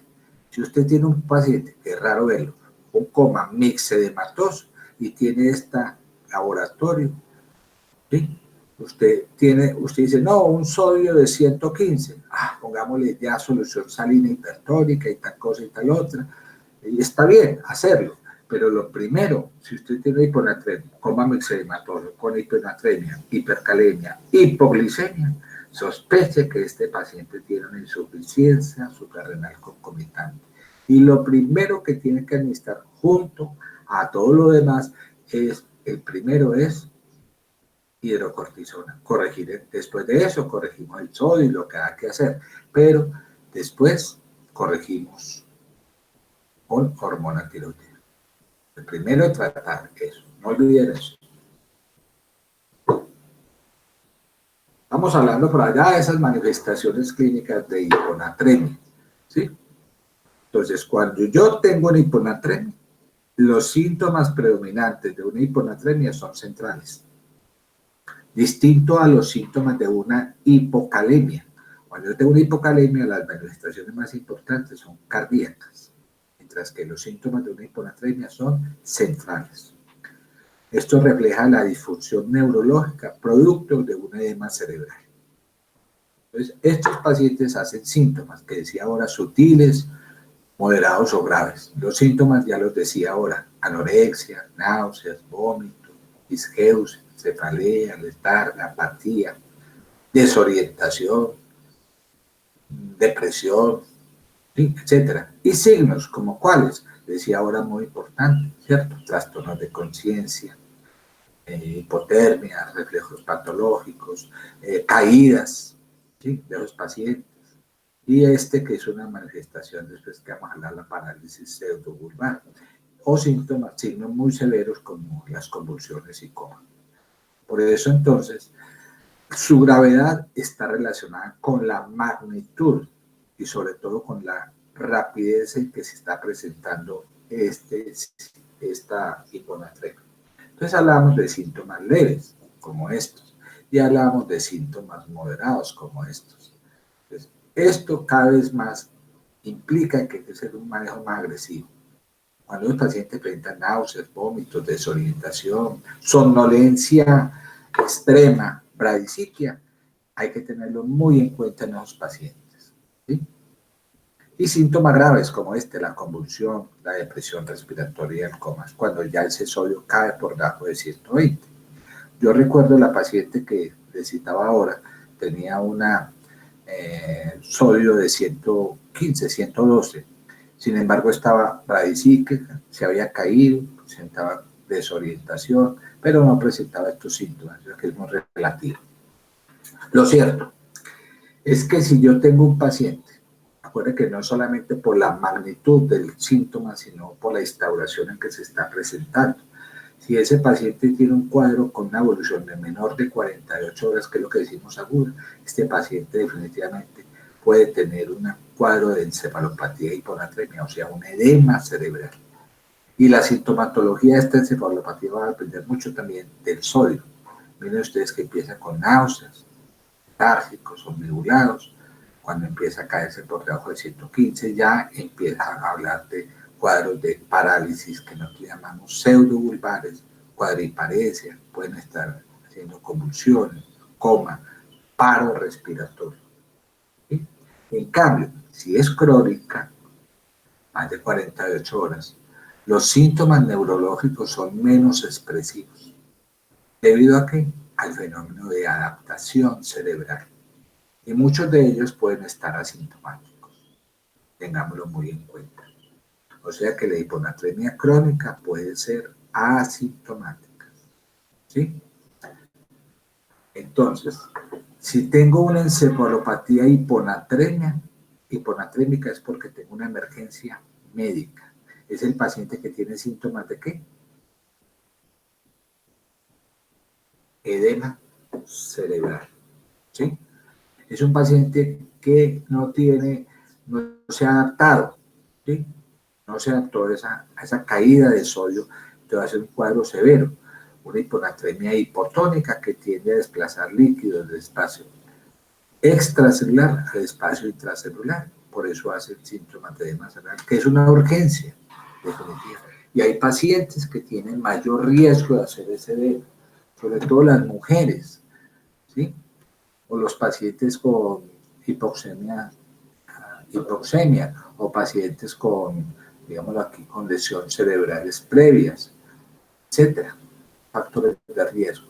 Esa encefalopatía que se asocia con hiponatremias agudas dan síntomas muy severos, alteraciones severas, muy severas como estas, cefalea, náuseas, paro respiratorio, y esto se debe al grado de tumefacción cerebral que hacen ellos, la presión que ejerce ese edema cerebral sobre este cráneo que es muy rígido. Finalmente hacen herniación temporal.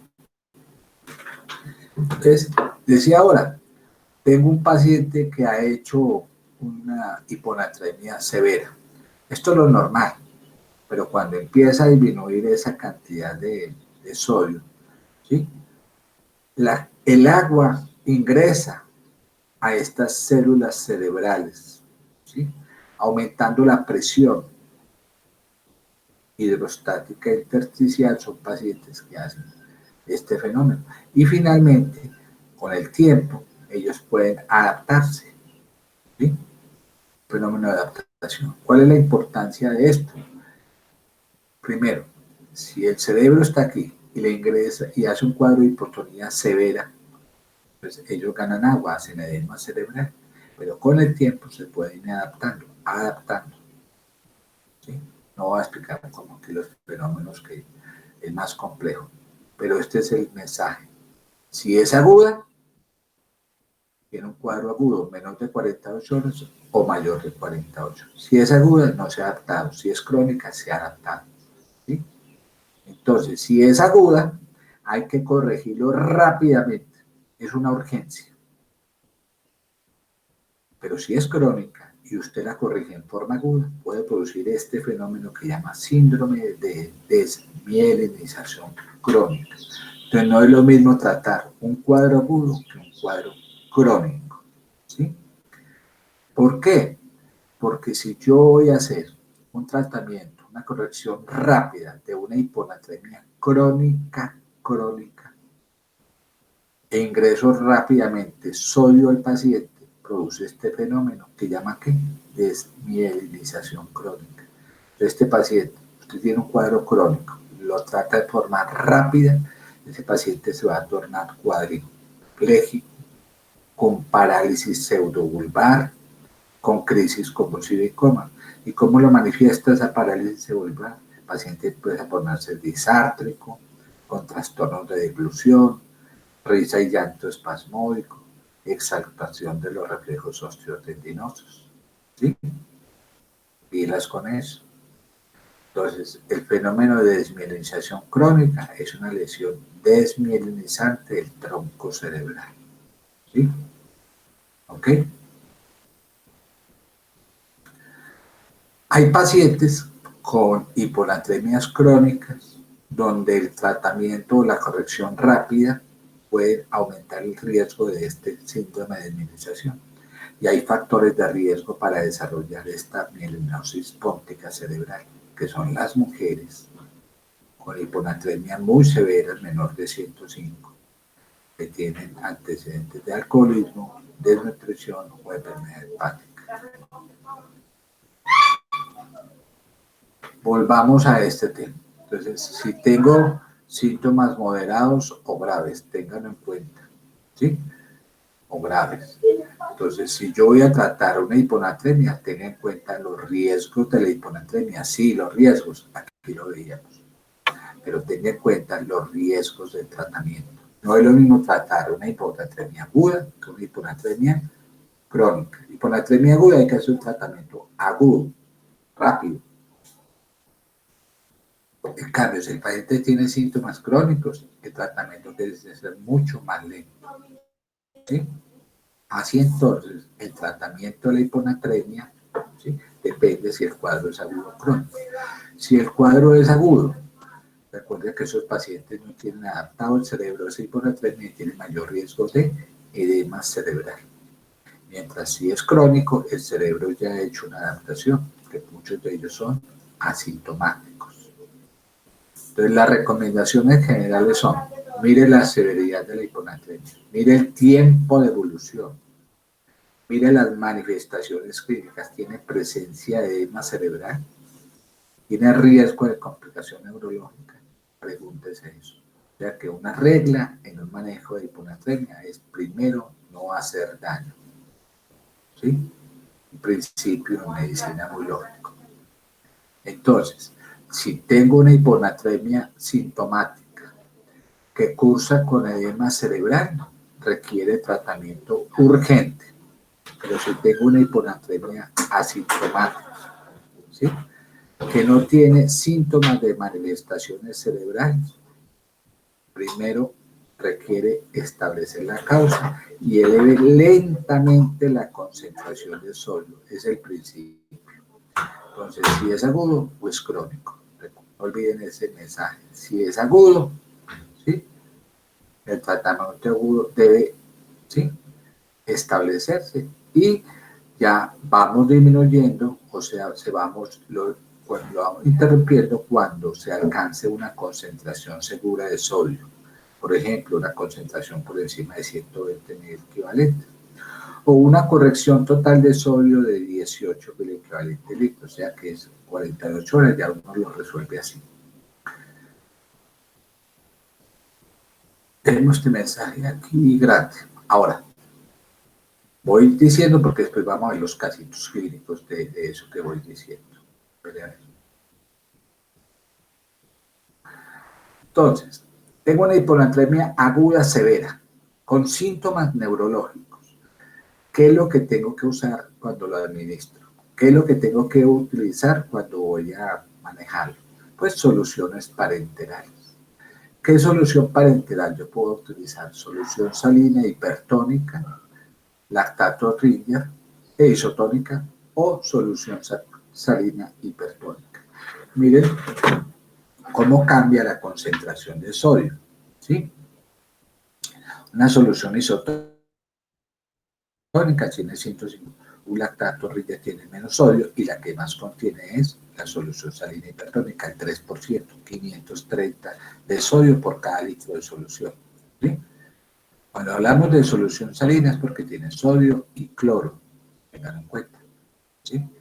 Entonces, la infusión de cloruro de sodio, solución salina, al 3% sería como la solución más adecuada para tratar una urgencia en un paciente con hiponatremia, con síntomas agudos, con síntomas de edema cerebral. ¿Cuánto le damos en promedio? 1 mililitro por kilogramo hora. Esto va cuando nosotros lo hacemos en este sentido, va aumentando la anatremia a razón de 1 miliequivalente litro. Una regla general que no se lo olvide. ¿Sí? Entonces, cuando usamos una solución salina hipertónica, ¿sí?, esta es la que ejerce mayor presión osmótica en el líquido, ¿sí? Por eso en una solución hipertónica la vamos a tratar a aquellos pacientes que tienen encefalopatía hiponatrémica, en los pacientes con edema cerebral, porque es la que desplaza el líquido intracelular al extracelular, hace todo lo contrario, y es la que usamos, la solución salina hipertónica.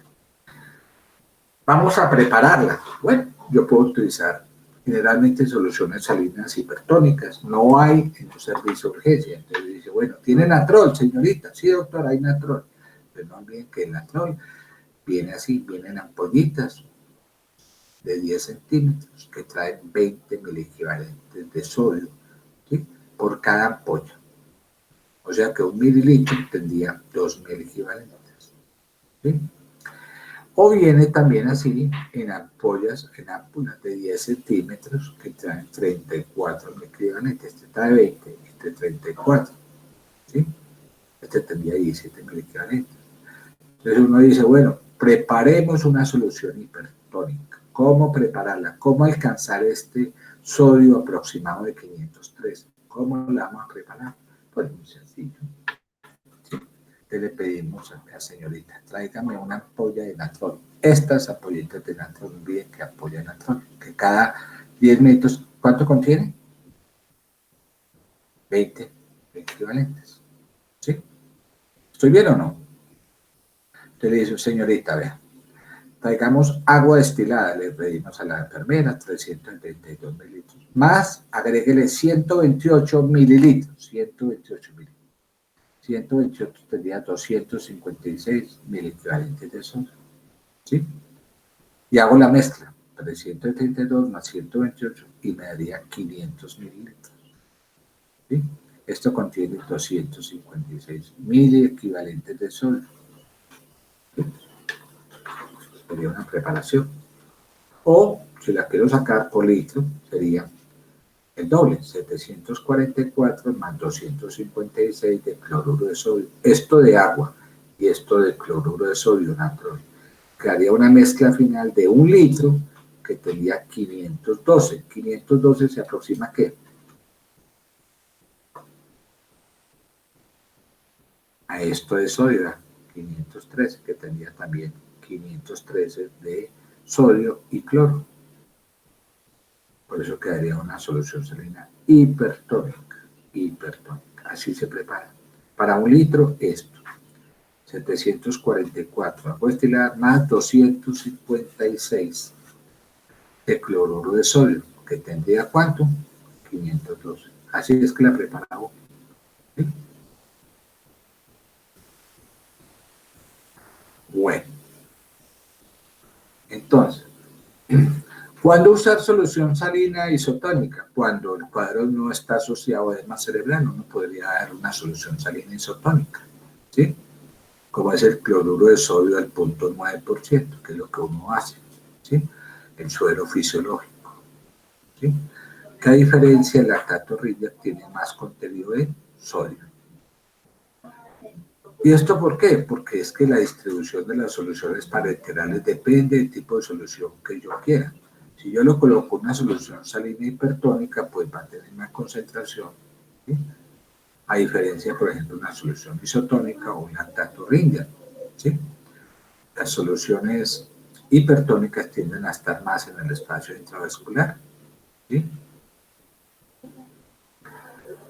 Y entonces, ¿qué me dicen las guías europeas, guías americanas? Si tengo una hiponatremia aguda, sintomática, con síntomas de edema cerebral, severo o moderado, mire lo que dicen las guías europeas y me dice lo que dicen las guías americanas, todas muy parecidas. ¿En qué sentido?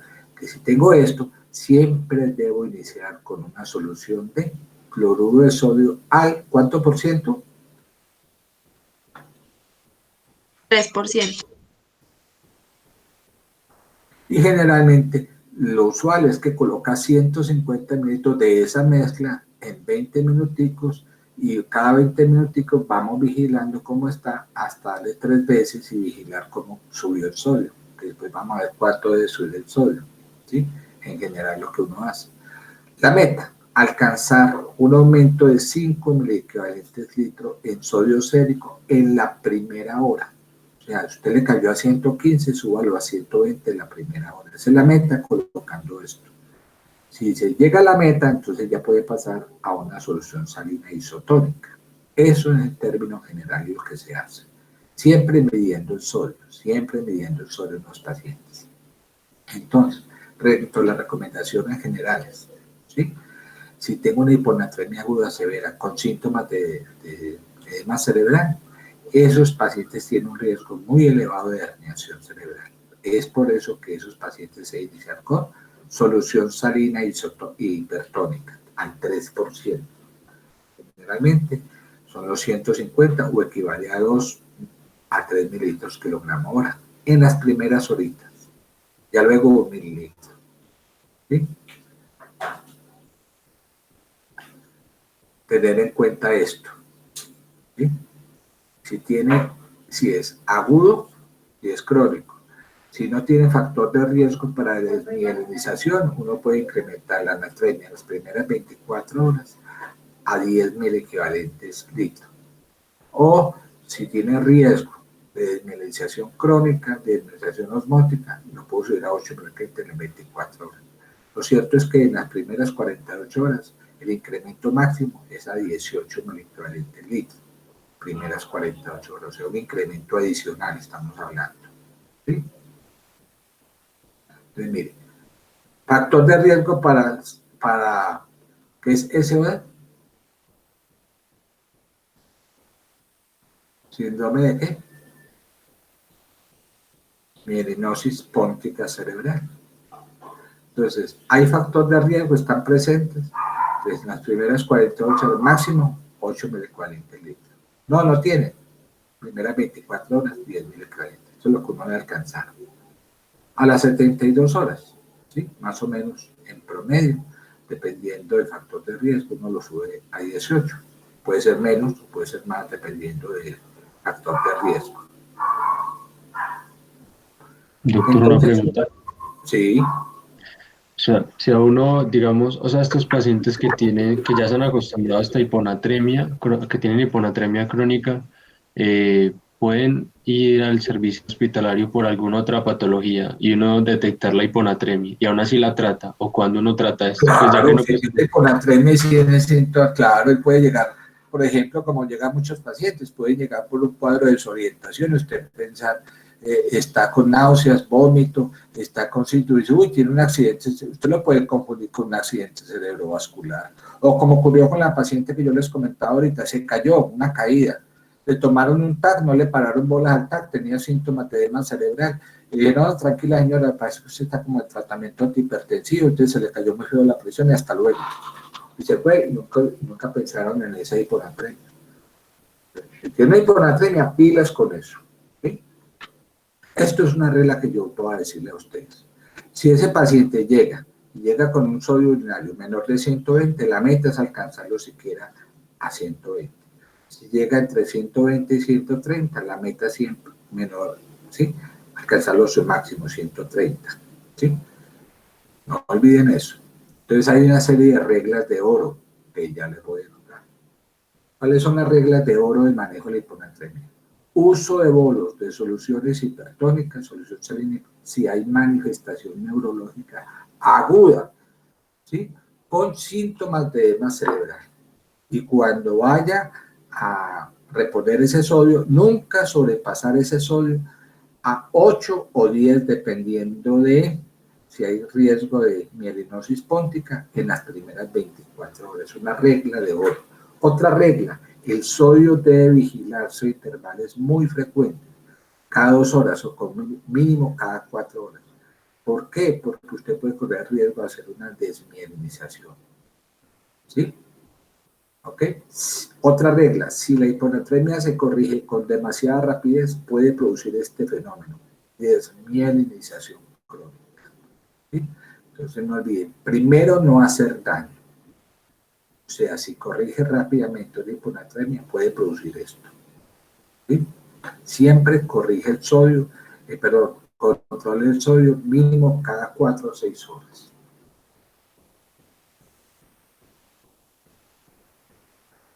En un paciente hiponatrémico con síntomas de edema cerebral, una encefalopatía aguda, con síntomas severos, lo que sea, ojo, ¿cierto? Ese paciente que hace el tratamiento agudo. Si no tiene síntomas de edema cerebral, se puede manejar como una hiponatremia crónica, como lo vamos a ver. Entonces hay una serie de guías. Estas guías son europeas y nos trae algunas recomendaciones generales. Y nos plantea 4 situaciones. Si esta hiponatremia presenta síntomas de edema cerebral severos, ya sea aguda o crónica. Si esta hiponatremia tiene síntomas moderados de edema cerebral, cuando estas están en dos situaciones, mire que es edema cerebral, ya sea con síntomas moderados o severos, el manejo es con solución salina hipertónica en las primeras horas, hasta que mantenga el sodio, que lo alcance el sodio de acuerdo a lo que vamos a ver. No tiene síntomas de edema cerebral, ya el manejo no es con solución salina hipertónica, sino con solución salina isotónica. Y si es una hiponatremia crónica sin síntomas de edema cerebral, pues el manejo va encaminado a la causa, restricción de líquidos, etc. Lo primero, lo más importante en urgencias, tengo una hiponatremia disposmolar con síntomas severos de edema cerebral. Estos son los síntomas severos. Con hiponatremia severa, miren, y síntomas asociados, porque ahorita tiene una encefalopatía, es una emergencia. Dentro de eso están los criterios de Glasgow para determinar si el paciente tiene o no síntomas severos de eso. Pues si tiene esto, síntomas severos, si estos síntomas aparecen que son vómito, somnolencia excesiva, convulsiones, distrés respiratorio, en la primera hora debemos alcanzar una meta, ¿sí? Y es mantener en la primera hora, ¿sí? Ya voy diciendo, una meta, y es subir ese sodio a 5 milicalentes hora, ¿sí? Pues correcto. Entonces, ojo, primera hora, yo le inicié. ¿Con qué le inicio? ¿Sí? ¿Con qué lo inicio? ¿Solución salina qué?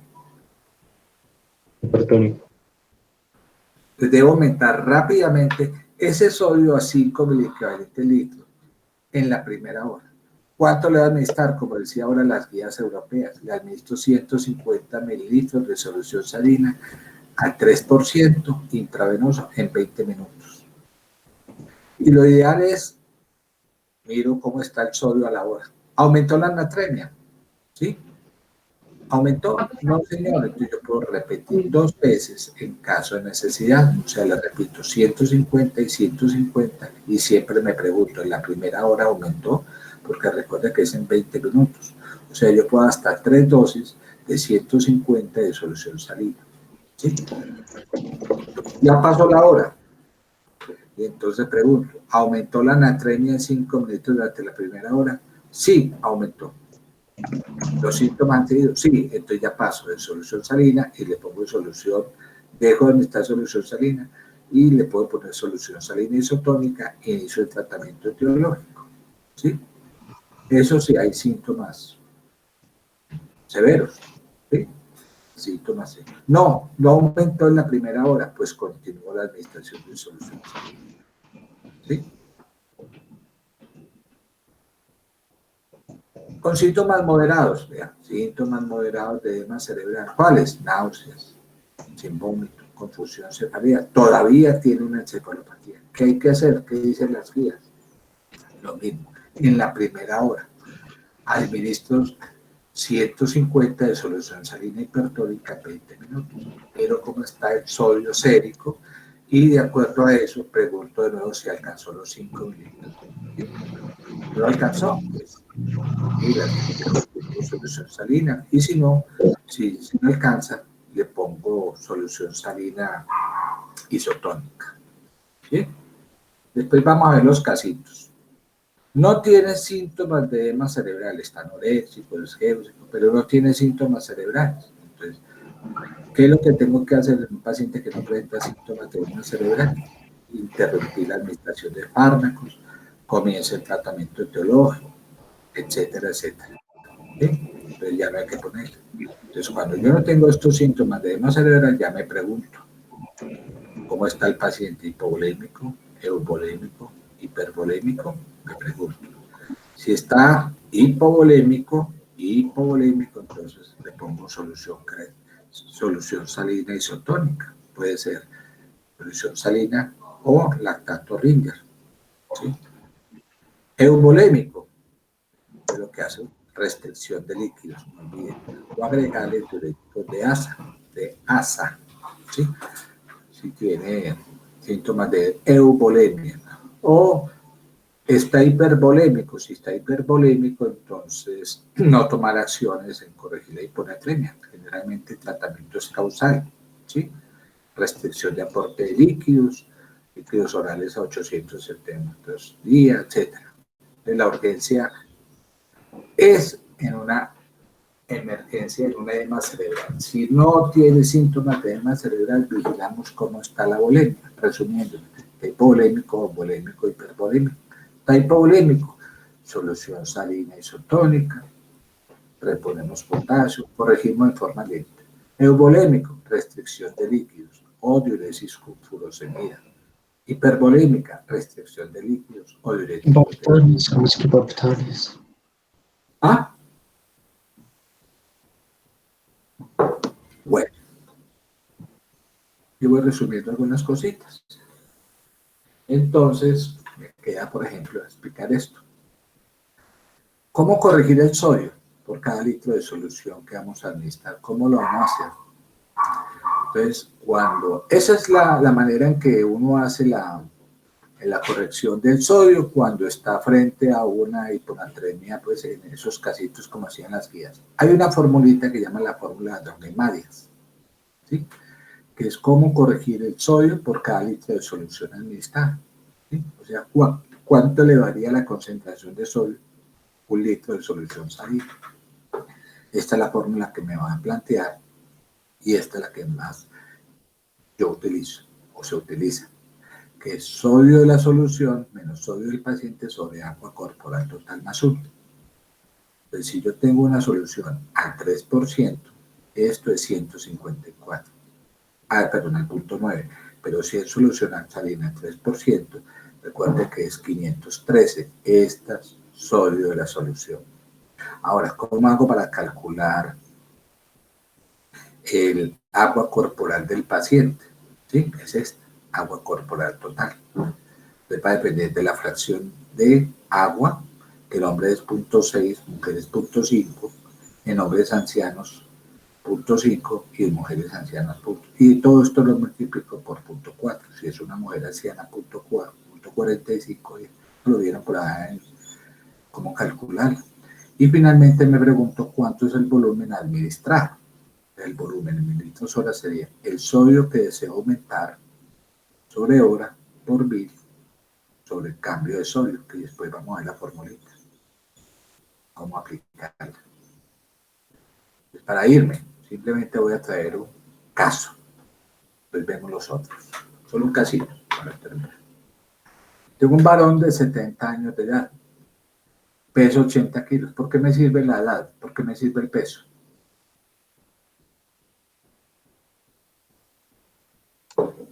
Para calcular el agua corporal total. Presenta náuseas, vómitos, somnolencia. ¿Qué está indicando esto? Una hiponatremia moderada. Moderada, ¿cierto? ¿Puede tener algún síntoma de edema cerebral? Sí, una somnolencia extrema. Es hipertenso diabético, tiene un sodio sérico de 121. ¿Cómo está el sodio?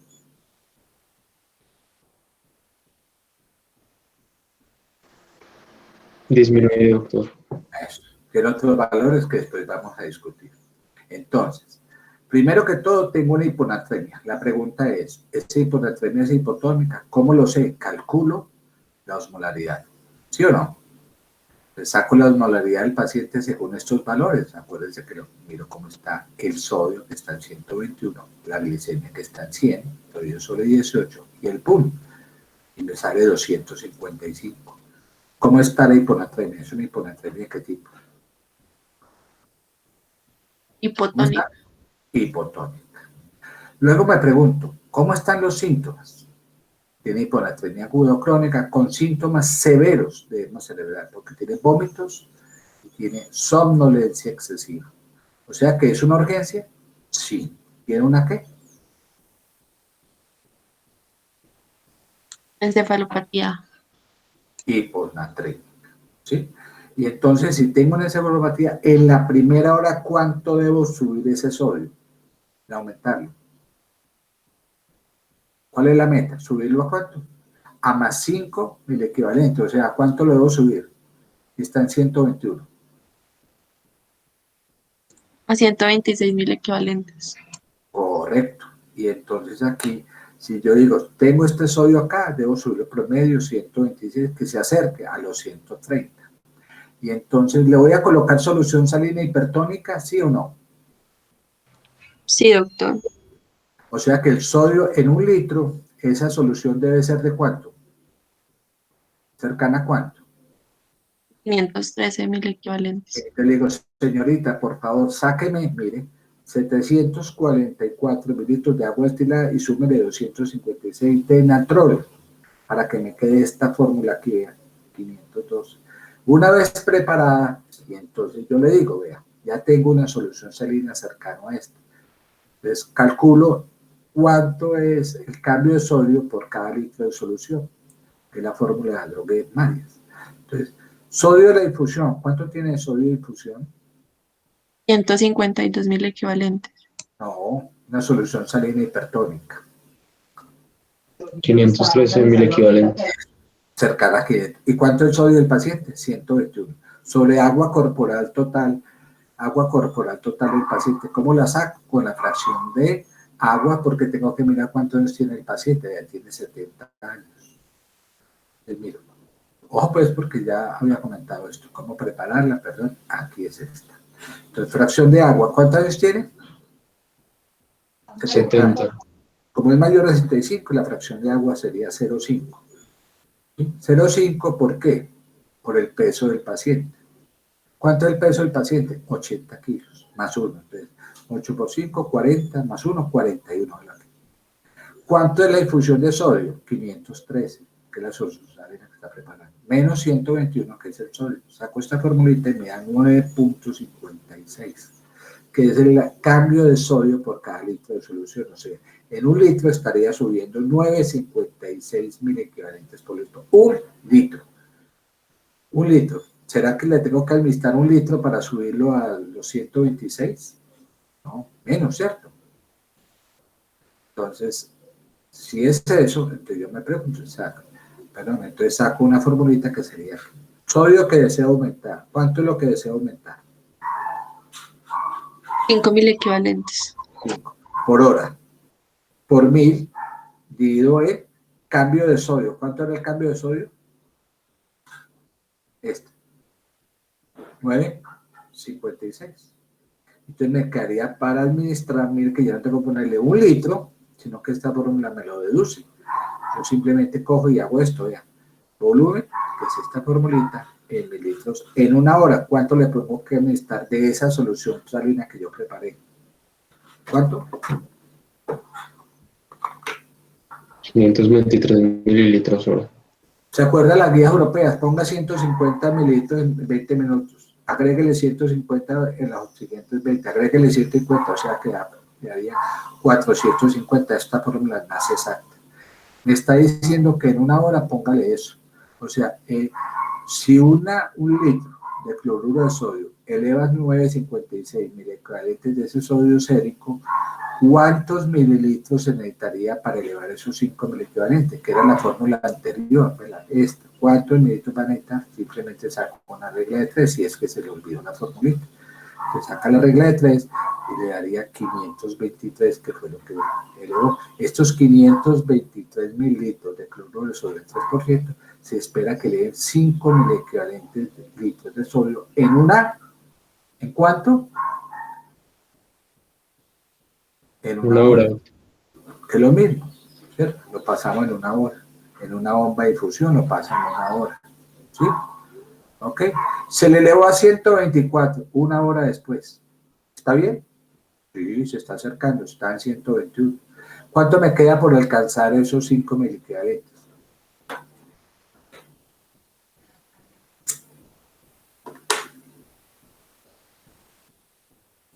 Dos mil equivalentes. Los síntomas han seguido, el paciente no ha seguido síntomas, sigue sintomático, y entonces yo tengo que sacar en 1 hora lo que me desea. Vean, me falta por subirlo en esa hora. ¿A cuánto? Primera hora, 1 equivalente, y hago la misma formulita, 1 equivalente por hora por 9.48, que es lo que habíamos visto, que 513 menos 124, porque es la que está actualmente, 124. Hago lo mismo, saco la misma formulita, lo espero acá. ¿Y cuánto me falta por ponerle a ese paciente? 105 mililitros por hora. ¿Y por qué salió este valor distinto, 124? Porque es el sodio real, vea, el sodio del paciente. 513 menos 124, 0,580 más 1, ya tiene que dar 9,48. Un litro daría eso. ¿Cuánto me daría por faltar? Saco esta formulita. Y así es sencillo. ¿Sí? O hago esto, que es lo mismo, 105.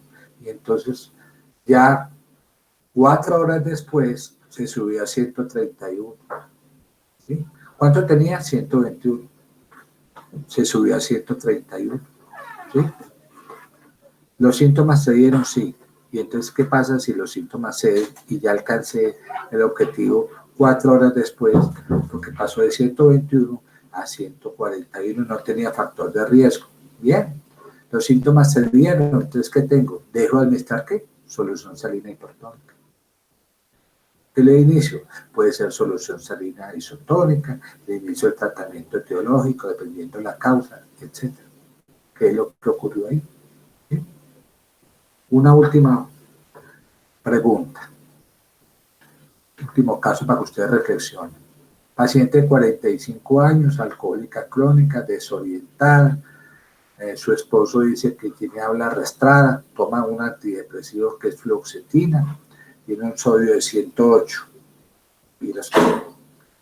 Tiene síntomas, ¿sí?, severos de edema cerebral, náuseas, Isarque, puede que sí. Y entonces resulta que se le inició manejo agudo, ¿sí? Y se le puso solución salina hipertónica, ¿sí? Resulta que la paciente se le realizó solo control de sodio a las 24 horas. Y ese sodio sérico que estaba en ¿cuánto? 108 se subió a 130 a las 24 horas de control. El paciente, el médico va y la mira y le encuentra disártrica, cuadriplésica y entró en coma. ¿Qué pasó?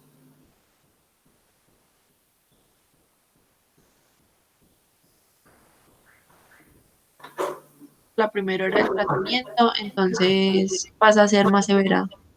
No, no se le olvide. ¿Qué pudo haber ocurrido con esta paciente? Recuerde que usted tiene que tener una meta. ¿Estaba en cuánto? 108. Le subió a cuánto en 24 horas, 130. La subió a 22 milivalentes. Y fuera de eso, es una paciente que todavía no sabemos la evolución, si es aguda o crónica. Y le puso solución salina de entrada, sin síntomas de edema cerebral, y no hizo control de sodio sérico. ¿Qué le pasó a esta paciente? Hizo esto. Una mielinosis póntica central. Es una complicación grave de ese paciente. No olvide que es una paciente mujer alcohólica, ¿sí?, con hipopotasemia coexistente. Tiene un factor de riesgo para hacer mielinosis póntica. Entonces, pilas. Si tiene un ritmo, ese ritmo de corrección máximo debe ser 8 miliequivalentes en 24 horas. Usted la subió a 22. ¿Sí? O sea, usted subió a 22 esa anatremia en 24 horas. Esa paciente hizo una mielinosis póntica cerebral. Doctor, ¿qué pregunta? Sí, ya terminamos. Pues terminé, no, sino que lo que quiero decirles es que ya acabé el tema por la hora. Espero que les vaya muy bien en el examen. ¿Sí? Gracias, doctor. Bueno, Gracias, doctor. bueno, Listo. continuamos. Gracias, doctor.